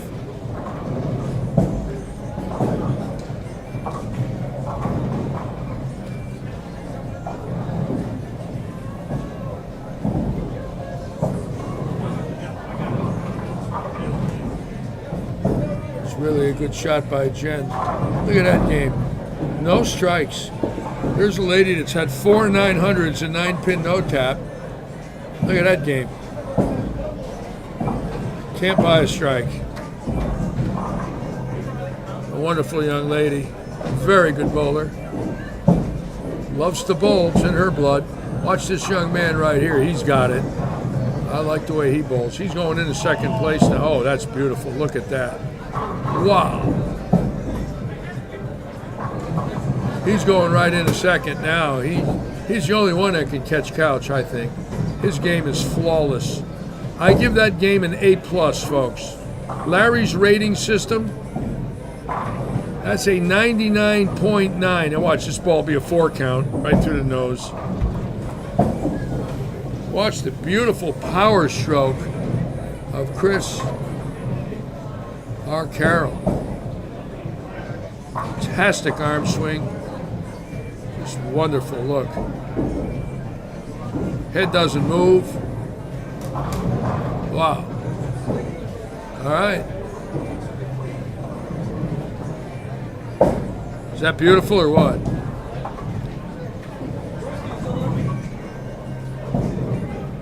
So it looks like our Carroll is going to go in a second with 256. Let's check the scores out to make sure. I did see him up there. Couch still at about a 7:32 pace. I didn't see what Fisher had. Arcaro now goes to 59 and 56, 7:15, 17 pins now behind Couch. So all of a sudden, there is a threat to Couch right now. There is a threat. He's within 17 pins of him. That's what had to happen. Somebody had to pop 250 at him.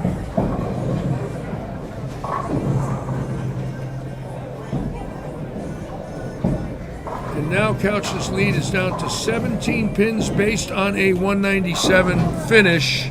So here we go.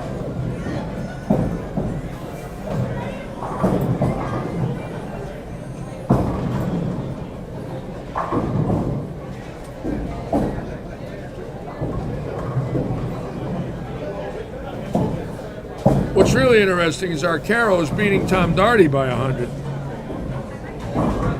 Man, it's the third leading money winner in the world. This goes to show you there's no gimmies in this game. No gimmies, folks.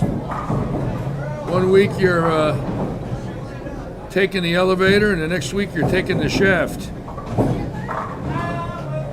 You could take that any way you want. That was one of Litchy's finer moments.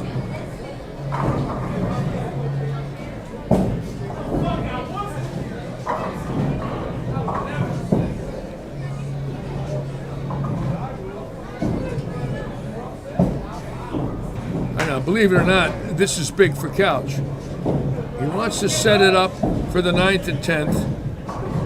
He's got a 17-pin lead with 3 frames to go. What he does not want to do is open here. He has been close on this lane. Obviously, the pair's a little touchy compared to the first 2 pairs he was on, but he's throwing a ball great.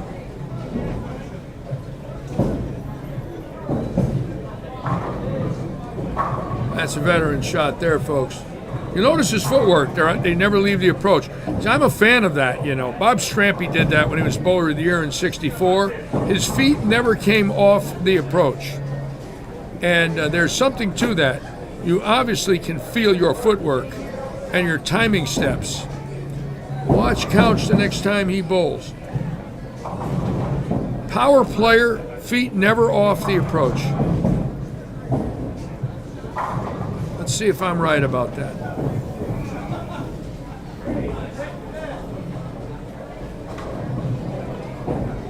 Andrew Kraft, you like that, Andrew? Yes.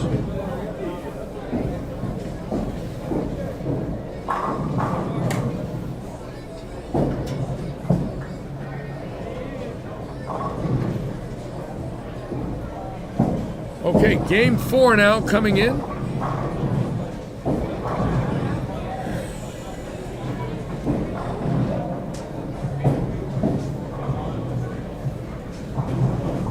Again, a very nice group of viewers this evening. We want to thank all of you so much. Got about 10,000 minutes watched already. Wait till tomorrow. Tomorrow we will have lots of action. Now let's watch this great veteran. Now he's playing this lane deeper than he is lane 17. But tight through the front, really not overswinging the heads. Great. Deep and tight.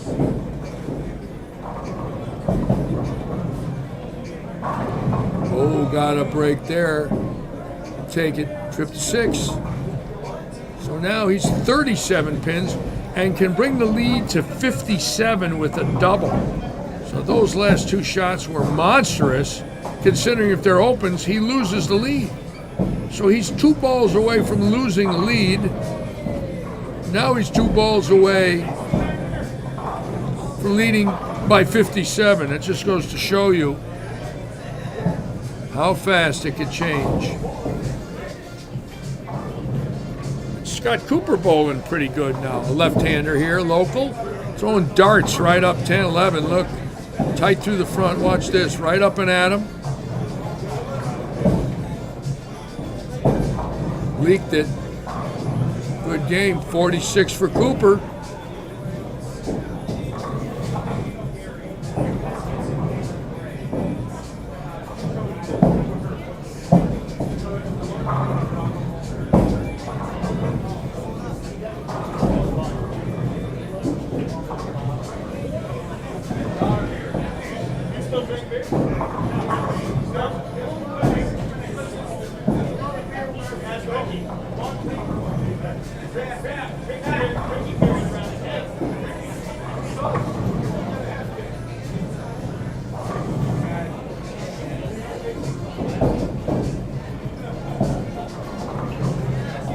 Again, what a view. I just cannot believe what has happened. I feel like I'm in a whole different bowling center after being behind that table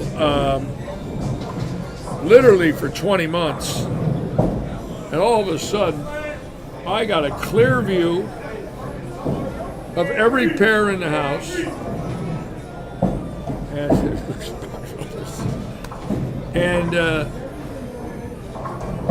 we're a few cameras away from really giving you an unbelievable production. Can't wait for 3 through 8. and our head-on cameras that will show the booth with a larger panorama for guests. The concourse cameras, I figure we're 2, 4, 5 cameras away from something really cool. And we've got the cable and we've got the cameras, so just a question of getting everything hooked up. The guys did a great job. I'm in shock from Wednesday night to tonight. Oh no, well, no more concourse cameras, Wayne? Why is that? Everybody loves the concourse cameras.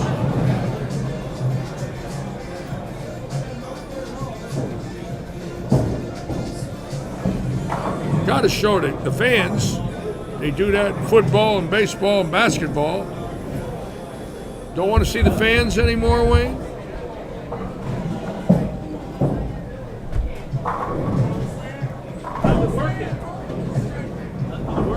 It's all right. Getting there.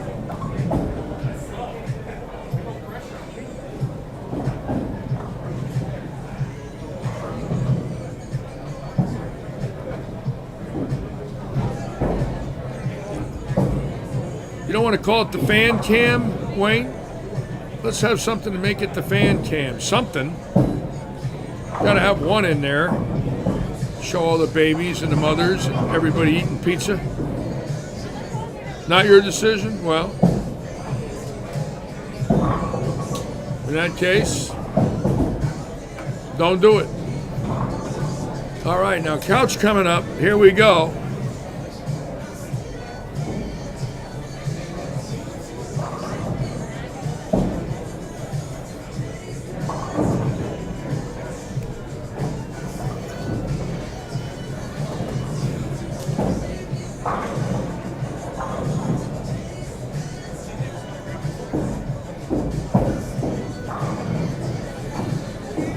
Now this is big right here because he's at 37 throwing this ball.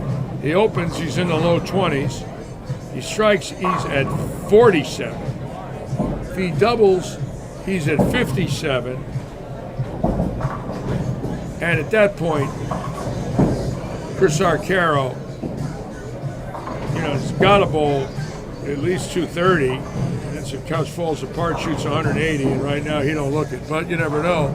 In this game, anything can happen. Ask Tom Darty, bowled 100 on TV.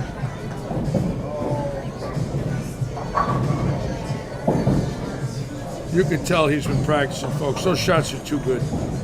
You just can't cross a house on these patterns and look like that unless you're dead in stroke. And he is.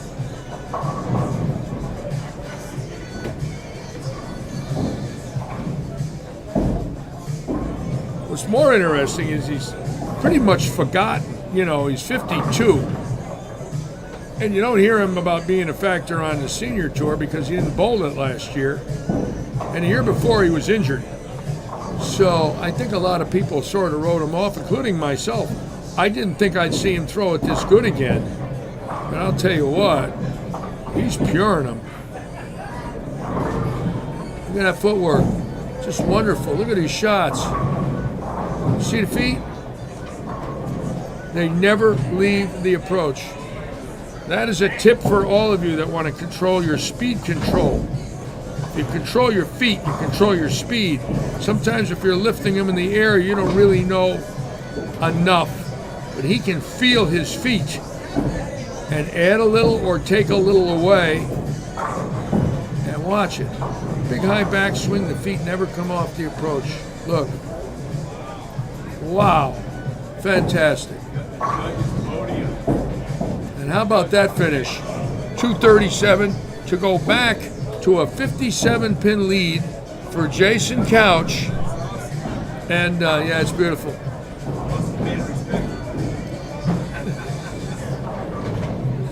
And what's really fun for me is I know him well, and I know that he's a very proud man about his bowling career. And thank you. I think he's going to let everybody know when this tour starts in 2 weeks that if there's a sniff on the left, look out.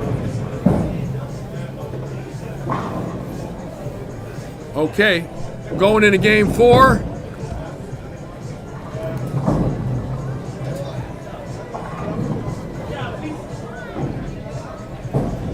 Couch at 772, and I said maybe 900. So if he bowls 128, I'll be correct.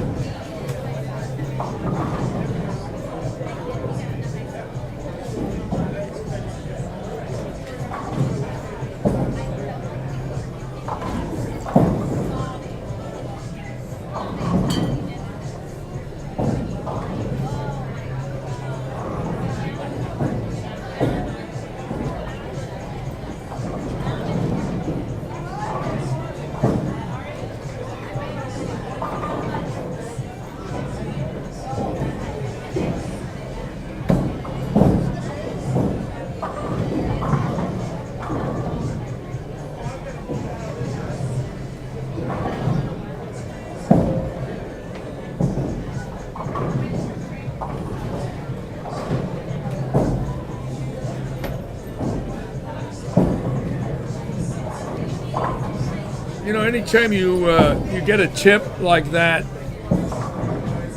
coming from a Hall of Famer watching a Hall of Famer, and I don't say this to brag, there's something to it. And if you look at our show, very seldom do we have Hall of Famers to call every week. You know, we're a league house, tournament house, but when you get a guy that's won 16 times, you try to point out what some of the greatness is that led him to that. And I say a lot of it is that footwork right there.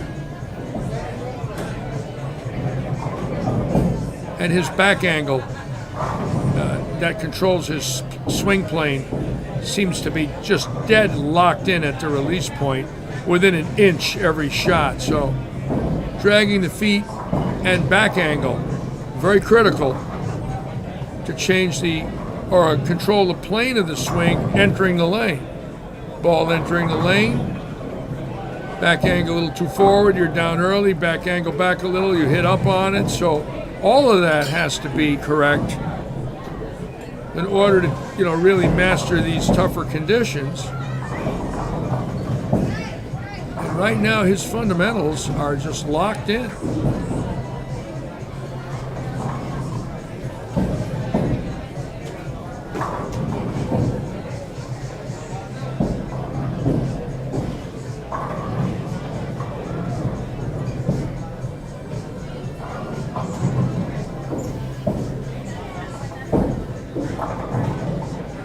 I think it's just going to go right down to Jason and Chris Arcaro, and that's it.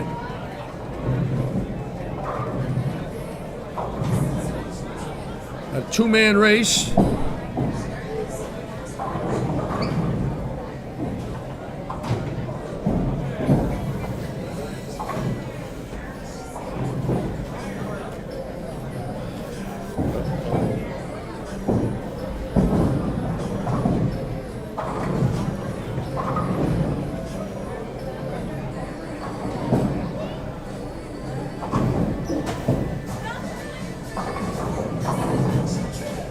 Not to put the kiss on couch or the couch on kiss, but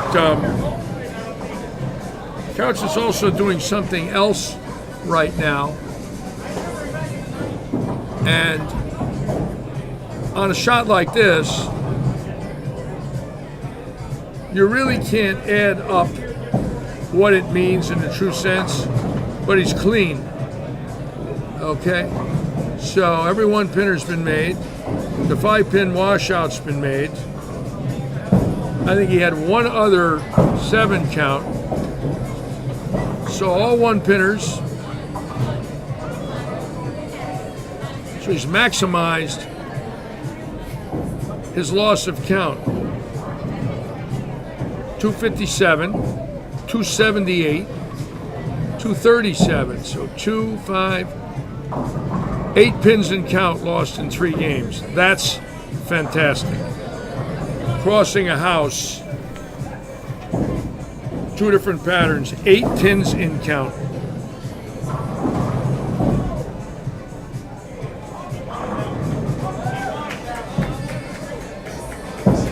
Of course, Brad Angelo is going to be here. Now, that's an interesting one that if you're ever going to pick a guy that was not what I would call, you know, he's not a Parker Bone or a Couch or a Walter Ray, obviously, or an Amleto. Brad Angelo could beat them all. Brad Angelo is a guy that could win this event in 3 weeks. Definitely a quality player with no fear. So he's bowling for the first time as a senior. Tom Hess, Masters champion.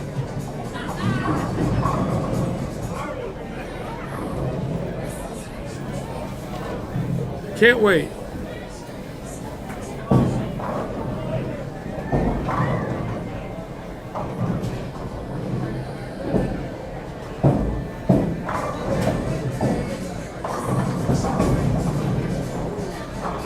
I think Doherty's just fiddling right now. What he's doing is he's changing hand positions, balls, obviously looking for something that he can start with tomorrow.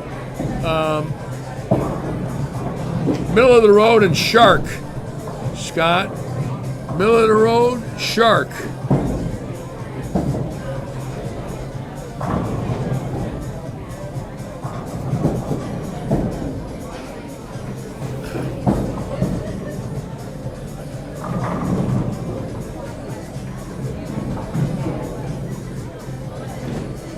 Oh yes, Barnes will be here.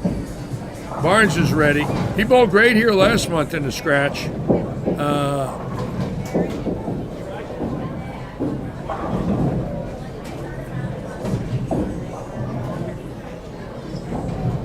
I think Barnes is everybody's pick to be bowler of the year on a senior tour, but you know, when you really look at what's out there,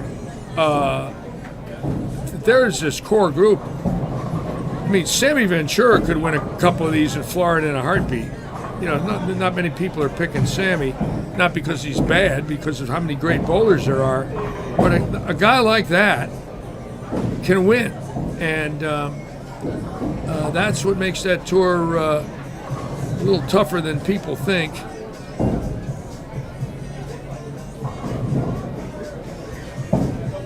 There's a few more rookies coming out this year that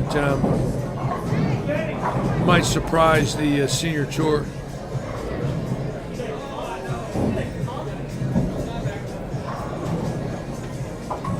What is the difference between the two patterns, Colleen? Well, where you got to play, basically. It looks like the right lane, you've got to be much deeper than the left lane for righties and lefties.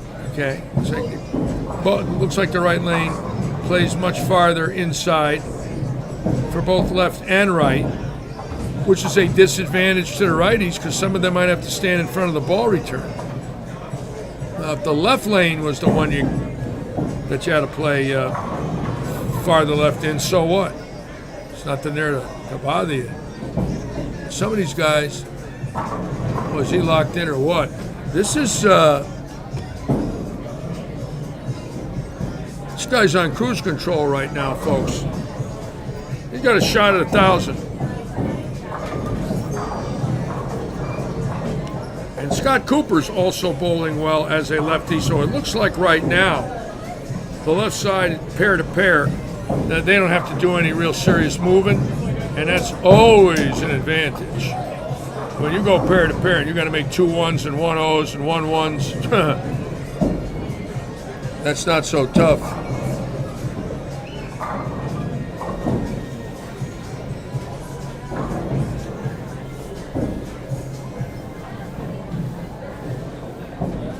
Well, you know, Barnes is such a master mentally, but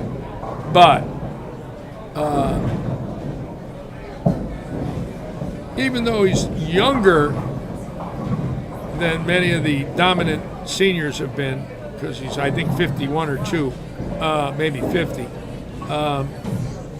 You can never count out Pete Weber, obviously, or Lenny Borsch, or Ron Moore. Can't count them out.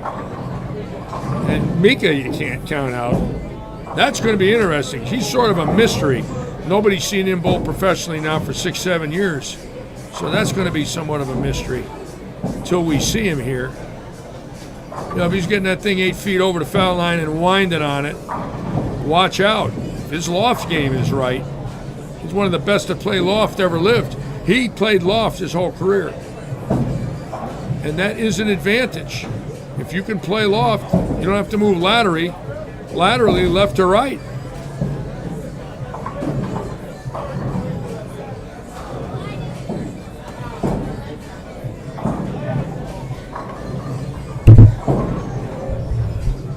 Put the split screen on and see what we got. This is game 4. Scott Cooper in third with 670. And Nick Forthover in fourth with 660. 3 lefties in the top 4 spots, ladies and gentlemen. Interesting.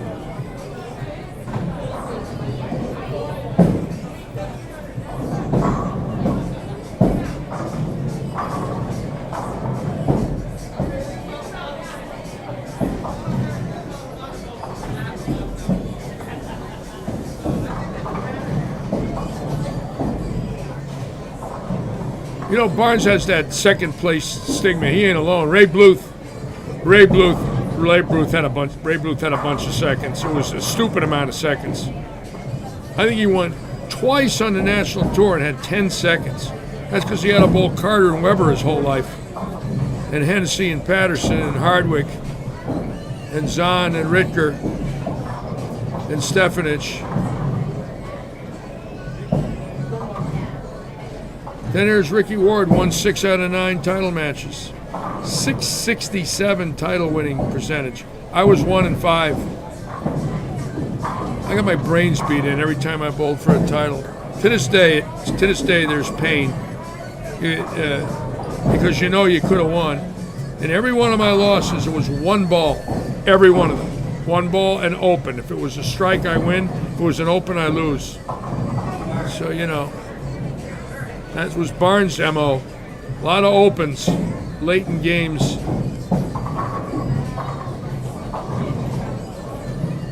Still won 18 times.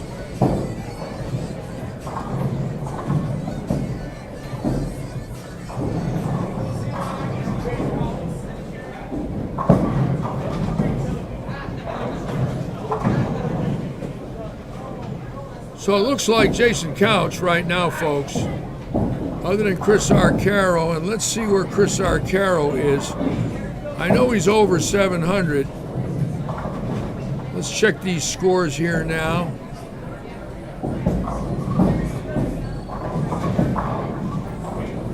Count 772. Arcaro 716, 715, a 57-pin lead.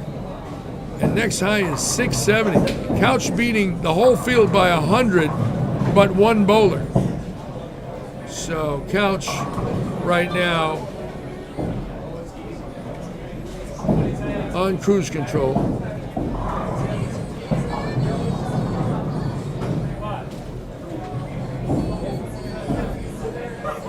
Well, Colleen, I don't know if it's a soft spot, but I really don't root for lefties. I don't root for anybody in this event.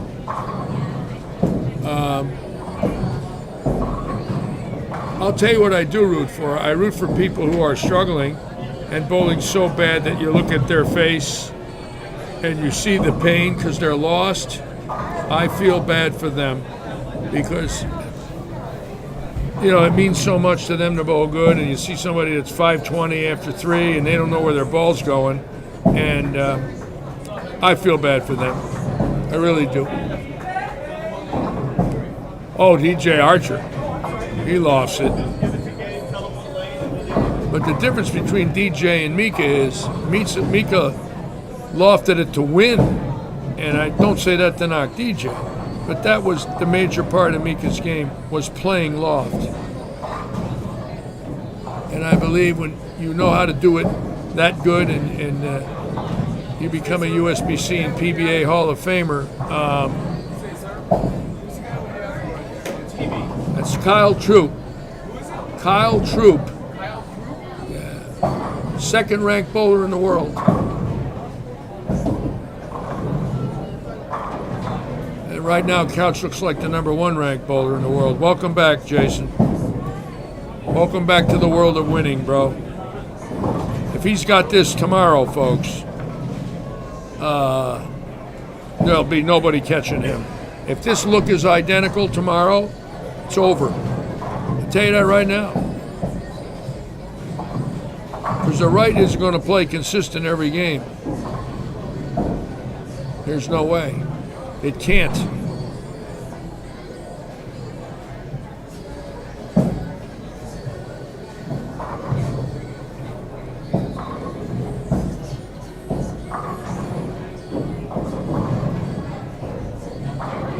Rufus Harris, you're in Lewiston, Idaho? Wow.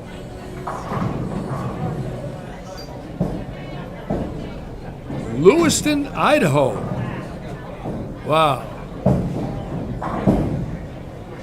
How's the weather out there right now, Rufus?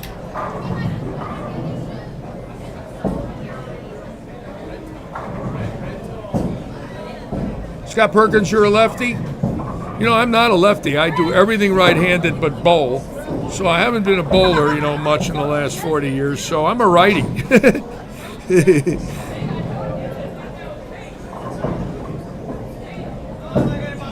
I often told people when I was drilling their ball, don't you dare call me a lefty. I pull the drill press handle right-handed. And if you'll notice, folks, every drill press is a right-handed drill press. Just remember that now. You heard it from Larry. How many times have you seen that handle on the left side of a milling machine? You ever think about that?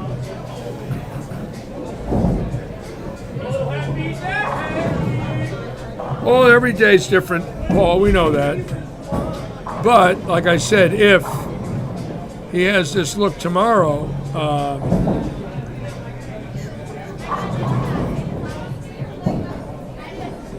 and that's always been the biggest word in bowling, IF.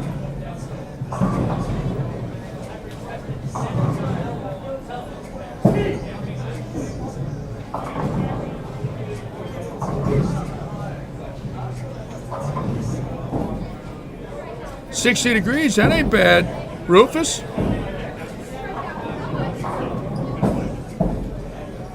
Direxorcist.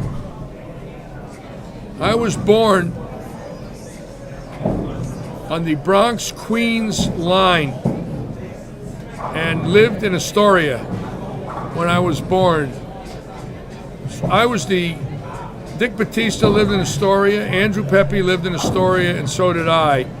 I was born in the first place I lived, it was in the apartment with my grandparents in Astoria with my mother and father. And on my birth certificate it says Bronx. I think I'm a New Yorker. Steinway Street. We lived right off of Steinway Street in Astoria, Direxorcist. And Jason Couch right now, ladies and gentlemen, is our champion of the 4-gamer. And right now, he is at a 1,030 pace.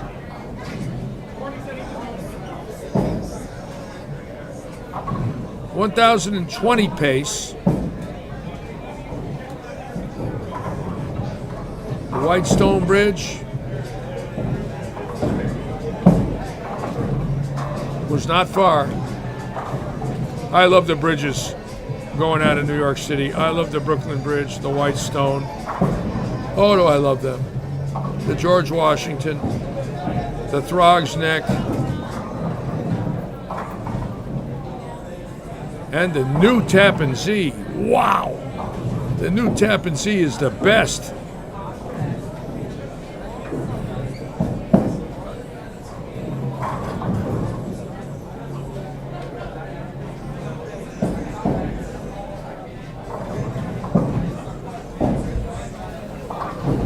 I think all of us can say one thing. If we really look at Jason and we see what he's doing now after an operation, not getting much action 2 years ago because of it, and last year because of the COVID stop, it's obvious right now he's ready for the Florida run.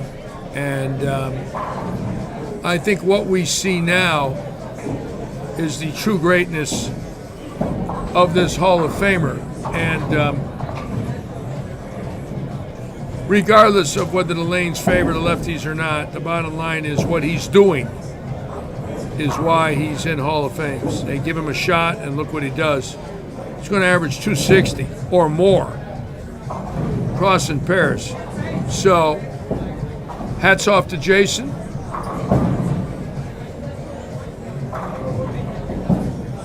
And if he gets out of the chute tomorrow morning, 170, 170, that's going to be called the long 2-game ride.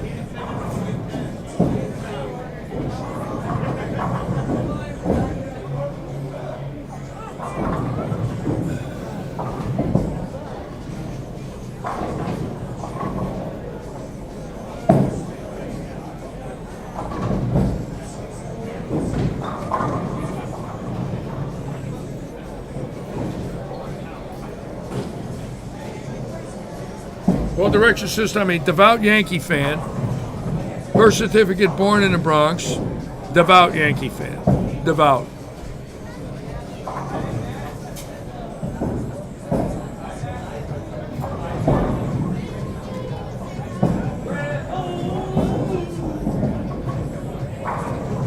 And I love Little Italy. Oh, do I love Mulberry Street.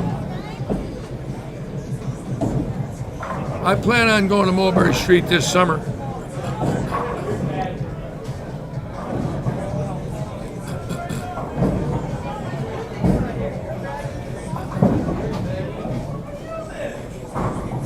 Okay, so we're winding down now. Keep in mind, it's all about who's going to finish second. Chris Arcaro right now, definitely. Supposedly, where Shea Stadium was built is where the hospital was where I was born, Robert. Bronx Lebanon Hospital was supposedly right there where Shea Stadium was built. It was torn down for the '64 World's Fair, I believe. Interesting. All right, Couch now.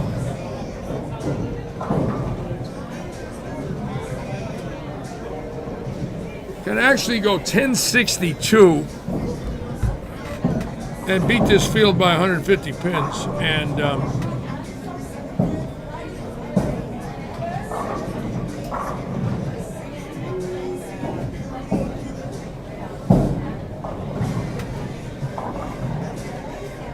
you mean Gilbert, that's the only thing you disagree? Why, Gilbert? Are you a Red Sox fan or a Met fan? What are you? Don't say you're a Dodger fan, please. They're traitors.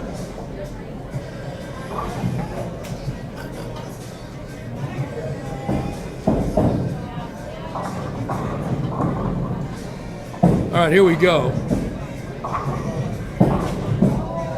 Couch now. Just running away and hiding here. Let's put the camera up real close. And again, let's watch that footwork of this great champion.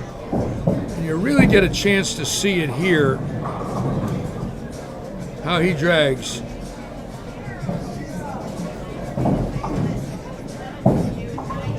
Looks like he's using a purple hammer on the left lane, too.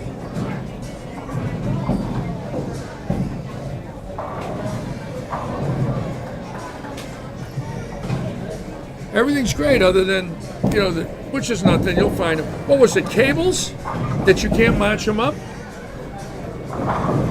25 through 32, you can't find them? No, we found them, but the problem is there's too many short cables coupled together. Oh, still? Yeah.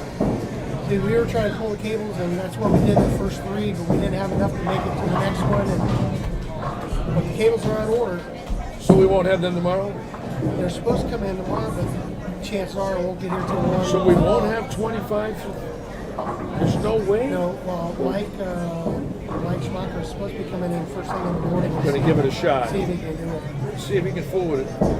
Well, you guys did an unbelievable job. I mean, considering you started Wednesday night, oh my God, no, there is no standing sheet. They're only running the banners. I haven't seen a standing sheet. But considering in less than 2 days what you did is remarkable, I think. It's a lot of work. I'm sure within a week or so, everything will be the way it's supposed to be. We're not going to have concourse cameras. Wayne Topham said no. Yeah, I guess something. Me and Robert discussed it. I guess they don't like it or they don't like it or something. That's fine. Well, I'm just helping, Wayne out with his business, and I'm helping Mike with his stuff, so making a little extra stuff on the side. Colleen, you want to know if I have a pick tomorrow? How could I not pick couch? I mean, if they're even close to this, how could I not? I mean, if you're watching this, there would have to be a drastic change for him to go down the drain. Now, keep in mind, if it is the same 2 shots, and I can't speak for anybody, and I'm not gonna, if it's the same 2 shots on each lane, I'll pick couch, and I'm not sticking my neck out. But we'll see. We used to have a saying on tour, the weather changed in Milwaukee, the lanes were different in Akron. So remember, anything can happen in the world of bowling. We all know that. Prime example, when you go to the Nationals and bowl a team event, the next day you bowl doubles and singles. Even in the old days, before they used different patterns, you bowl 640 in a team event, come out the next day, 750 in the doubles. They were already bowled on a little bit or whatever. Anything can happen. I think in Couch's case, he's going to bowl good regardless of what's out there. He's too sharp right now. And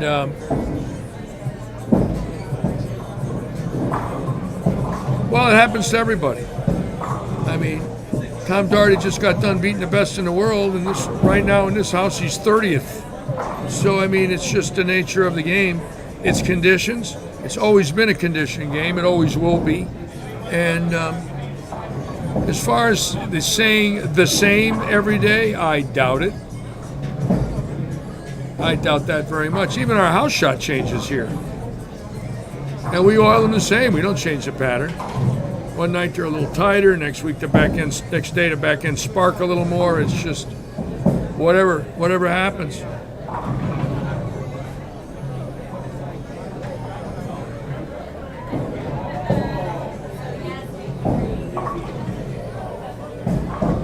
Yes, same patterns tomorrow.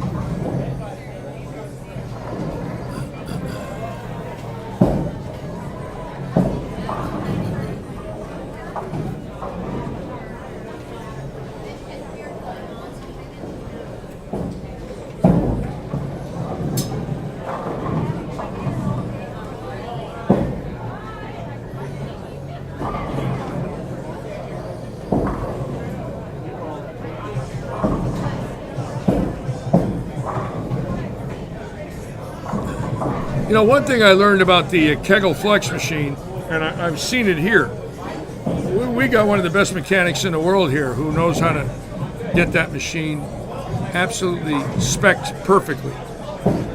And when the microprocessor shows an identical reading every day, and the machine is prepared in the intricate areas every day, they're not the same every day.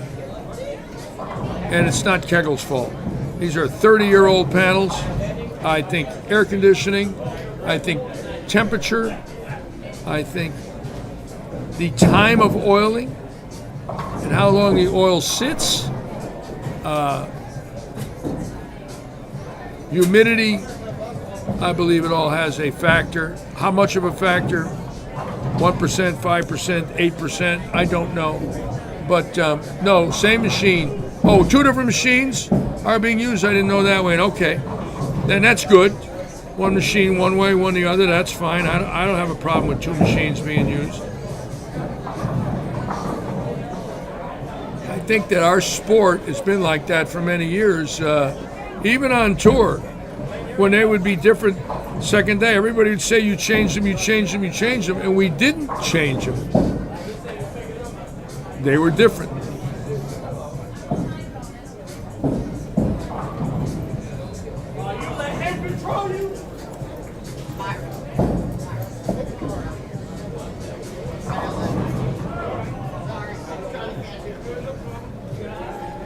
I wasn't making that trip.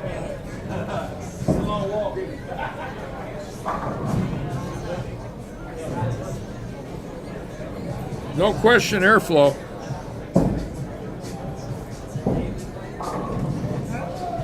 Tell you another thing, these lanes were oiled late today.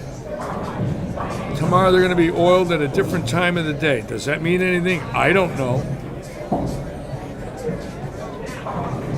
I don't think these lane panels are going to be replaced for a while, Brian.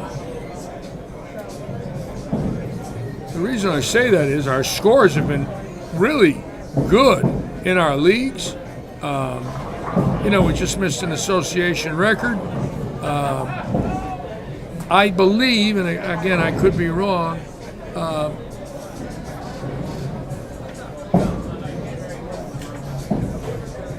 that right now the panels are not what I would call horrible. They're okay. They're old.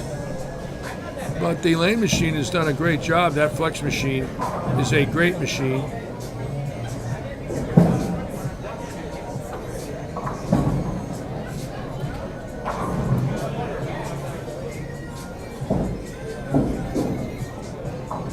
I'm glad they used two different lane machines. That's even better. That's a good move. Set them up, run them.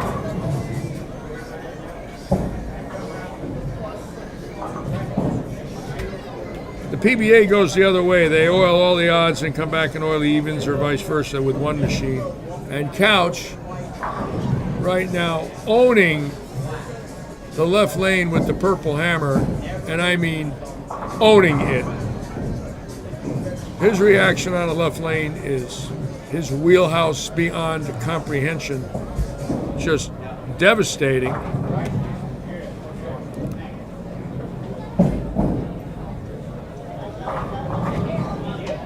See, we get a better look at him here. Let's watch him come into the picture. Wow. Whoa! What is that? A stone 6, 7, 8. The hell was that? But it's not an open. He went clean, folks. Couch went clean. 4 clean. 4 clean. Crossing the house. Look at that leave.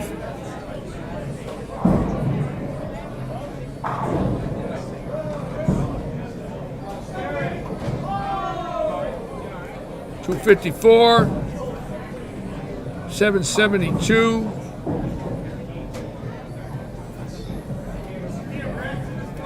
$1026,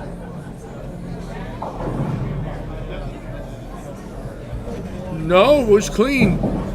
Was clean, the Exorcist was clean. 4 clean. Fill balls are not opens, thank God.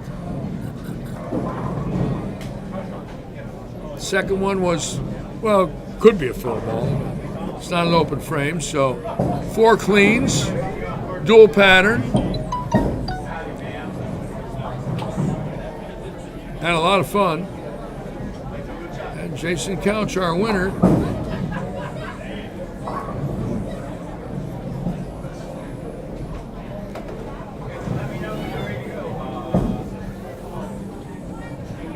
And tomorrow, we're looking forward to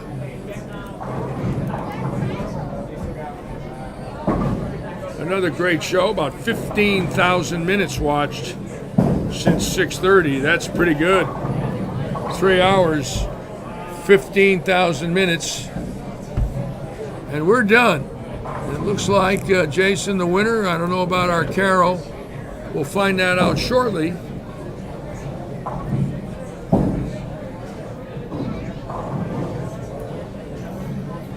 Yeah, 900. I only missed by 120, Cooper.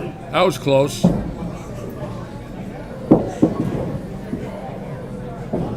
I'll tell you what, you take Couch and Arcaro out, I'm close. But you take a lot of things out and I'm close.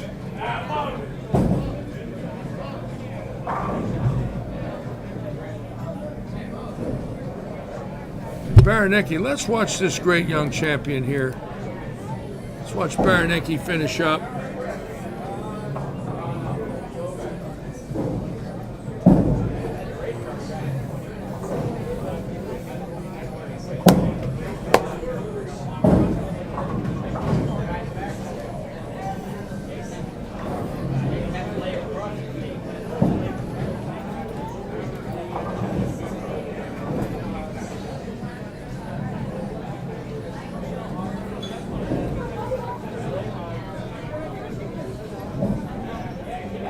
It looks like, trying to find Arcaro's scores, he was down the low end, so I don't know what he did.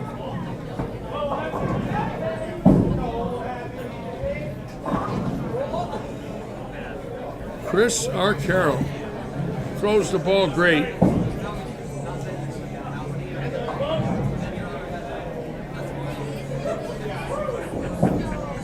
And tomorrow we're going to try to have a few more interviews. I do want to talk to Andres Gomez, John Janowitz.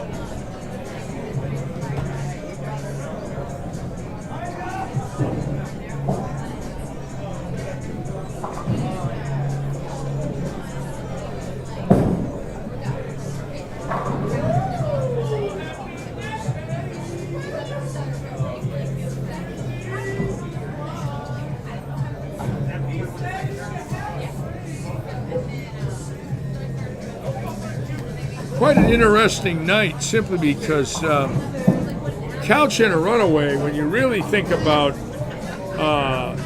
dual patterns and what we saw here, I don't think anybody thought he'd win this thing by 100.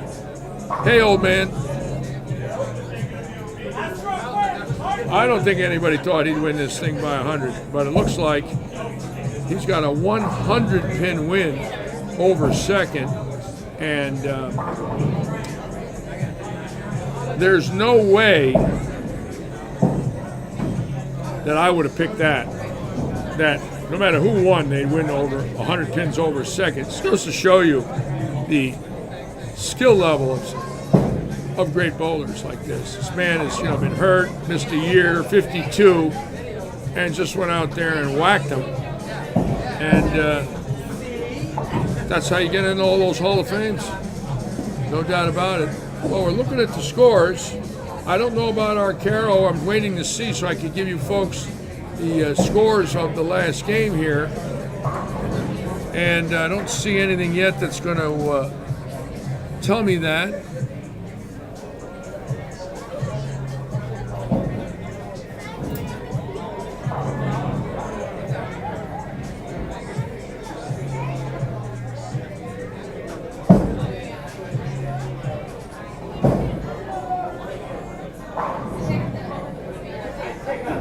My pleasure, Cooper. I'm glad you folks liked it. It's kind of neat. Little Friday night action here. Normally we don't do this. This is the second time we've had a sweeper with the scratch events. We had it a few months back when Don Barrett bowled. We had it last month. So it looks like the Friday night sweepers will take place, with these big money events to give everybody a chance to get lined up and see what they got to do.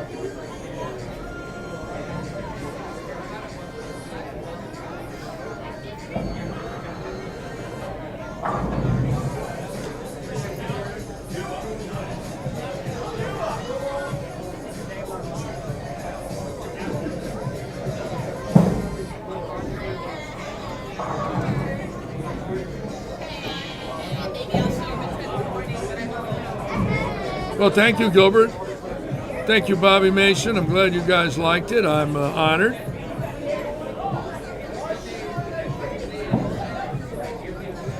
Again, I want to thank Wayne and Dave Covington and Billy Seymour and everybody for getting us up and running here. And We will have more action for you tomorrow. We will be on the air at 12:30.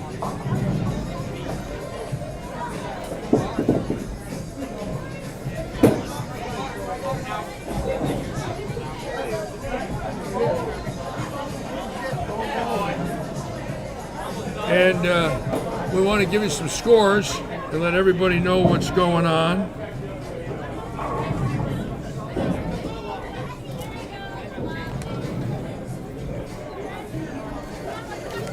They're finishing up. We'll have the scores for you shortly.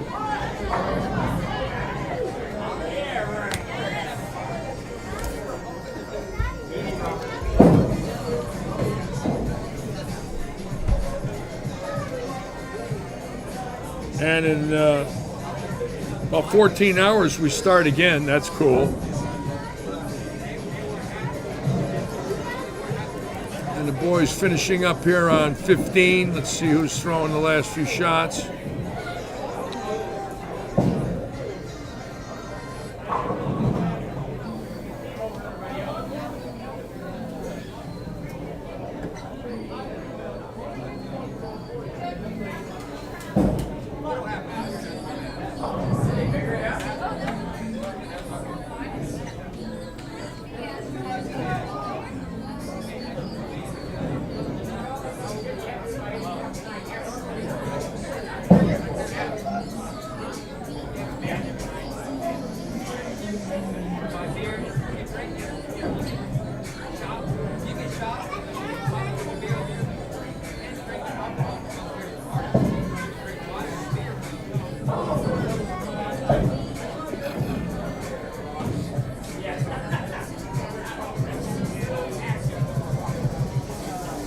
Hey, Larry, is it bad I put this on Jason? Hey, dude, we go with that. All righty. See you tomorrow, guys. All right. We're finishing up. Just want to make sure I can see if I can get some scores for you folks. If I can give you a top 5 here.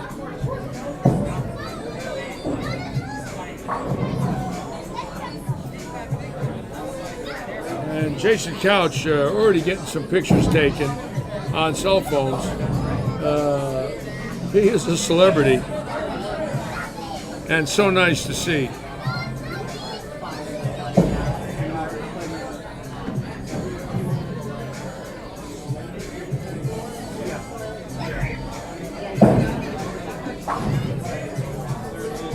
Well, Rick Wilbur, I can't wait to have you aboard. Vittorio, thank you. See you all tomorrow again, 12:30 Eastern Time, and then Sunday, 1:30. Then Monday I get my second COVID shot, and I hope I'll be back Tuesday and Wednesday night, but if that thing hits me, I'll be on the couch. So I'm hoping I don't have any effects from the second one.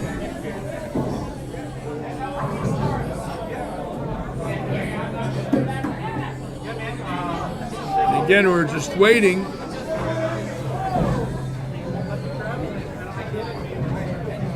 It's a question of who finished third or who finished second. I'll try to find that out for you. Billy, can I get scores to give the viewers the scores? Can I get scores of the top 5 so I can give the viewers the scores? Other than Couch, I don't know who did what. All right, Billy Seymour is going to try and get me some scoring. Are they going to put them up? Oh, they are. Good, okay. They are going to put them up on the scoring units, folks. So that's good.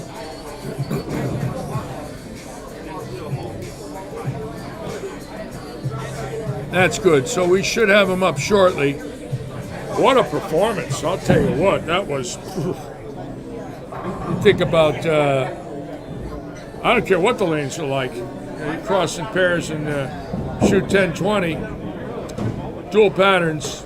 That's great bowling. Top 5 coming shortly.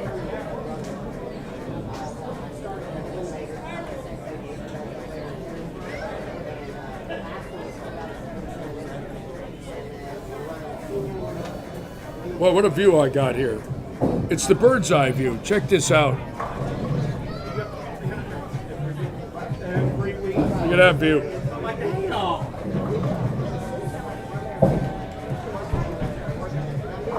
There's the boss down there, Robert Eddy, holding court with Tom Doherty. Robert's trying to borrow money from Tom to make some more upgrades in the bowling center. Tom and Robert are discussing interest rates right now. The Bank of Doherty. There it is. And over here on this side, as you can see, everybody just kicking back. And there's Jason right there talking to Chris Arcaro.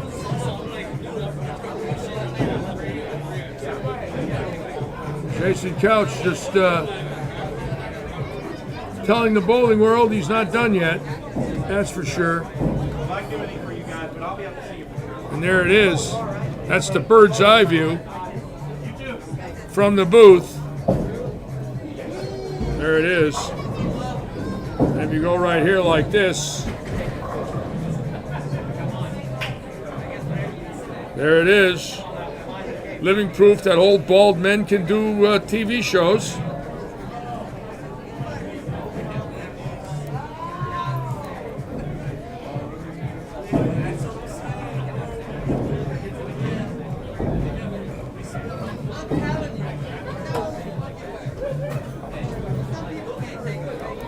And we will,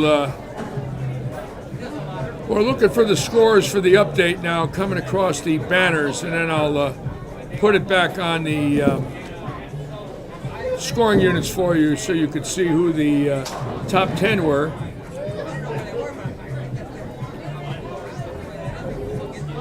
Pretty sure they're updating them now. Looks like it'll either be Arcaro or Cooper, I believe. This fourth over bowls a big game, the young left-handed boy from Lake Placid, Florida. We'll find out shortly. Ethan Fiore, my pick, was 652 after 3, so he didn't bowl too bad.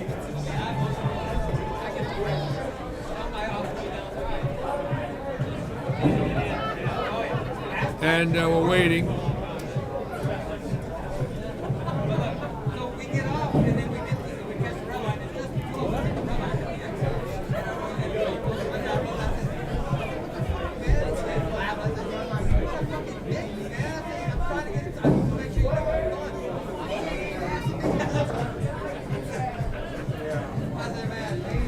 And there's Billy Seymour. We got a printout coming. All right.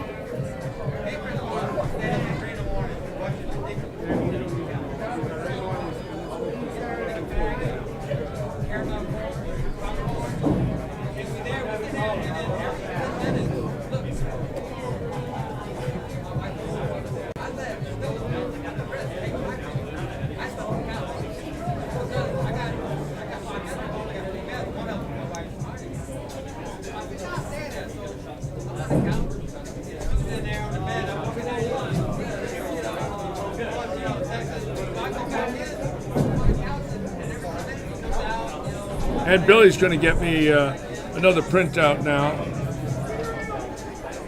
And we'll give you the top 10. Well, actually, we'll give you 2nd through 10th. We know who won, so that's not a surprise. Jason Couch just running away. 4 clean games. 1,000 for 4. David Stouffer's going to announce them, so you going to announce it from here? Good. Billy and I already come up there. Oh, good. David's going to announce the top scores right from here, folks. Here we go. Now I got a list. Here we go. All right, Arcaro was in second at 919. Third, Scott Cooper, 874. Robert Hilton coming in at 862. Here we go. Eddy's Food Sweeper Bowlers.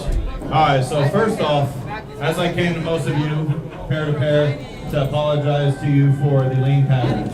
We understand that it wasn't done right, but we are going to correct it, and we're going to correct it tonight so it's ready for you guys tomorrow morning. So on behalf of Lightning Strikes, we apologize to you. On the right lane tomorrow will be the shark pattern. On the left lane tomorrow will be middle of the road. So on behalf of Lightning Strikes, we apologize to you for that. However, everybody got the ball on the same track. So, in 11th place is your Weber kid, Evan Baranecki, with 811. 4. Come up here to the Bud booth and see Billy Seymour. In 10th place with oh, I'm sorry. I apologize. That was a tie. Billy Seymour, you got that? That was a tie. Anyways, All Gary right, Bruner in it was a tie. 10th. Gary, that's not Gray. It's Spencer Gary Eddy in Brunner 9th. with 811 as well. So in 9th place with 814, the owner's son has nothing to do with it. Hey, fix It's the mic, bro. Spencer Eddy. Let me slide by you and get closer to it. There you go. All right, let's see if this works out. All right, hey. All right. In 8th place with 825, Chris Palizzi. In 7th place with 838 for 4 games is Kevin Fisher. In 6th place with 842, Nick Forthover. Smart fun. In 5th place with 853, Ethan Fiore. In 4th place, our very own Robert Hilton with 862.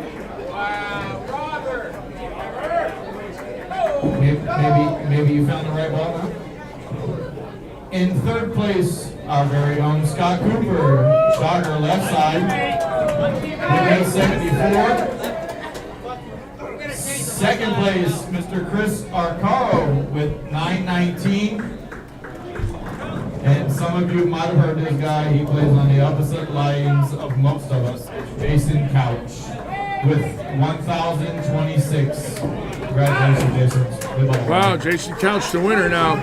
Chris Arcaro, the high right-hander at Hi, guys, 919. for those of you here, once again, Next to check-in right-hander, is Robert 11:30. Hilton, 862. Shark on the right, And, middle of the road on the left. Thanks for showing up, you guys. So tomorrow we'll be on the air at 12:30, and we'll have some guests in the booth for you before qualifying starts at 1. Again, a big field. How many entries tomorrow, Dave? 90. 90 entries. Besides walk-ins. Arcaro, again, the high righty at 919. Couch, the high lefty, and the winner at 1026. So we'll be on the air with all of you tomorrow at 12:30. I want to thank you again so much for being with us. Thank you. As usual, as I always say, we want to wish you a lot of good luck and good bowling. See you tomorrow at 12:30. Thank you so much again. Bye-bye.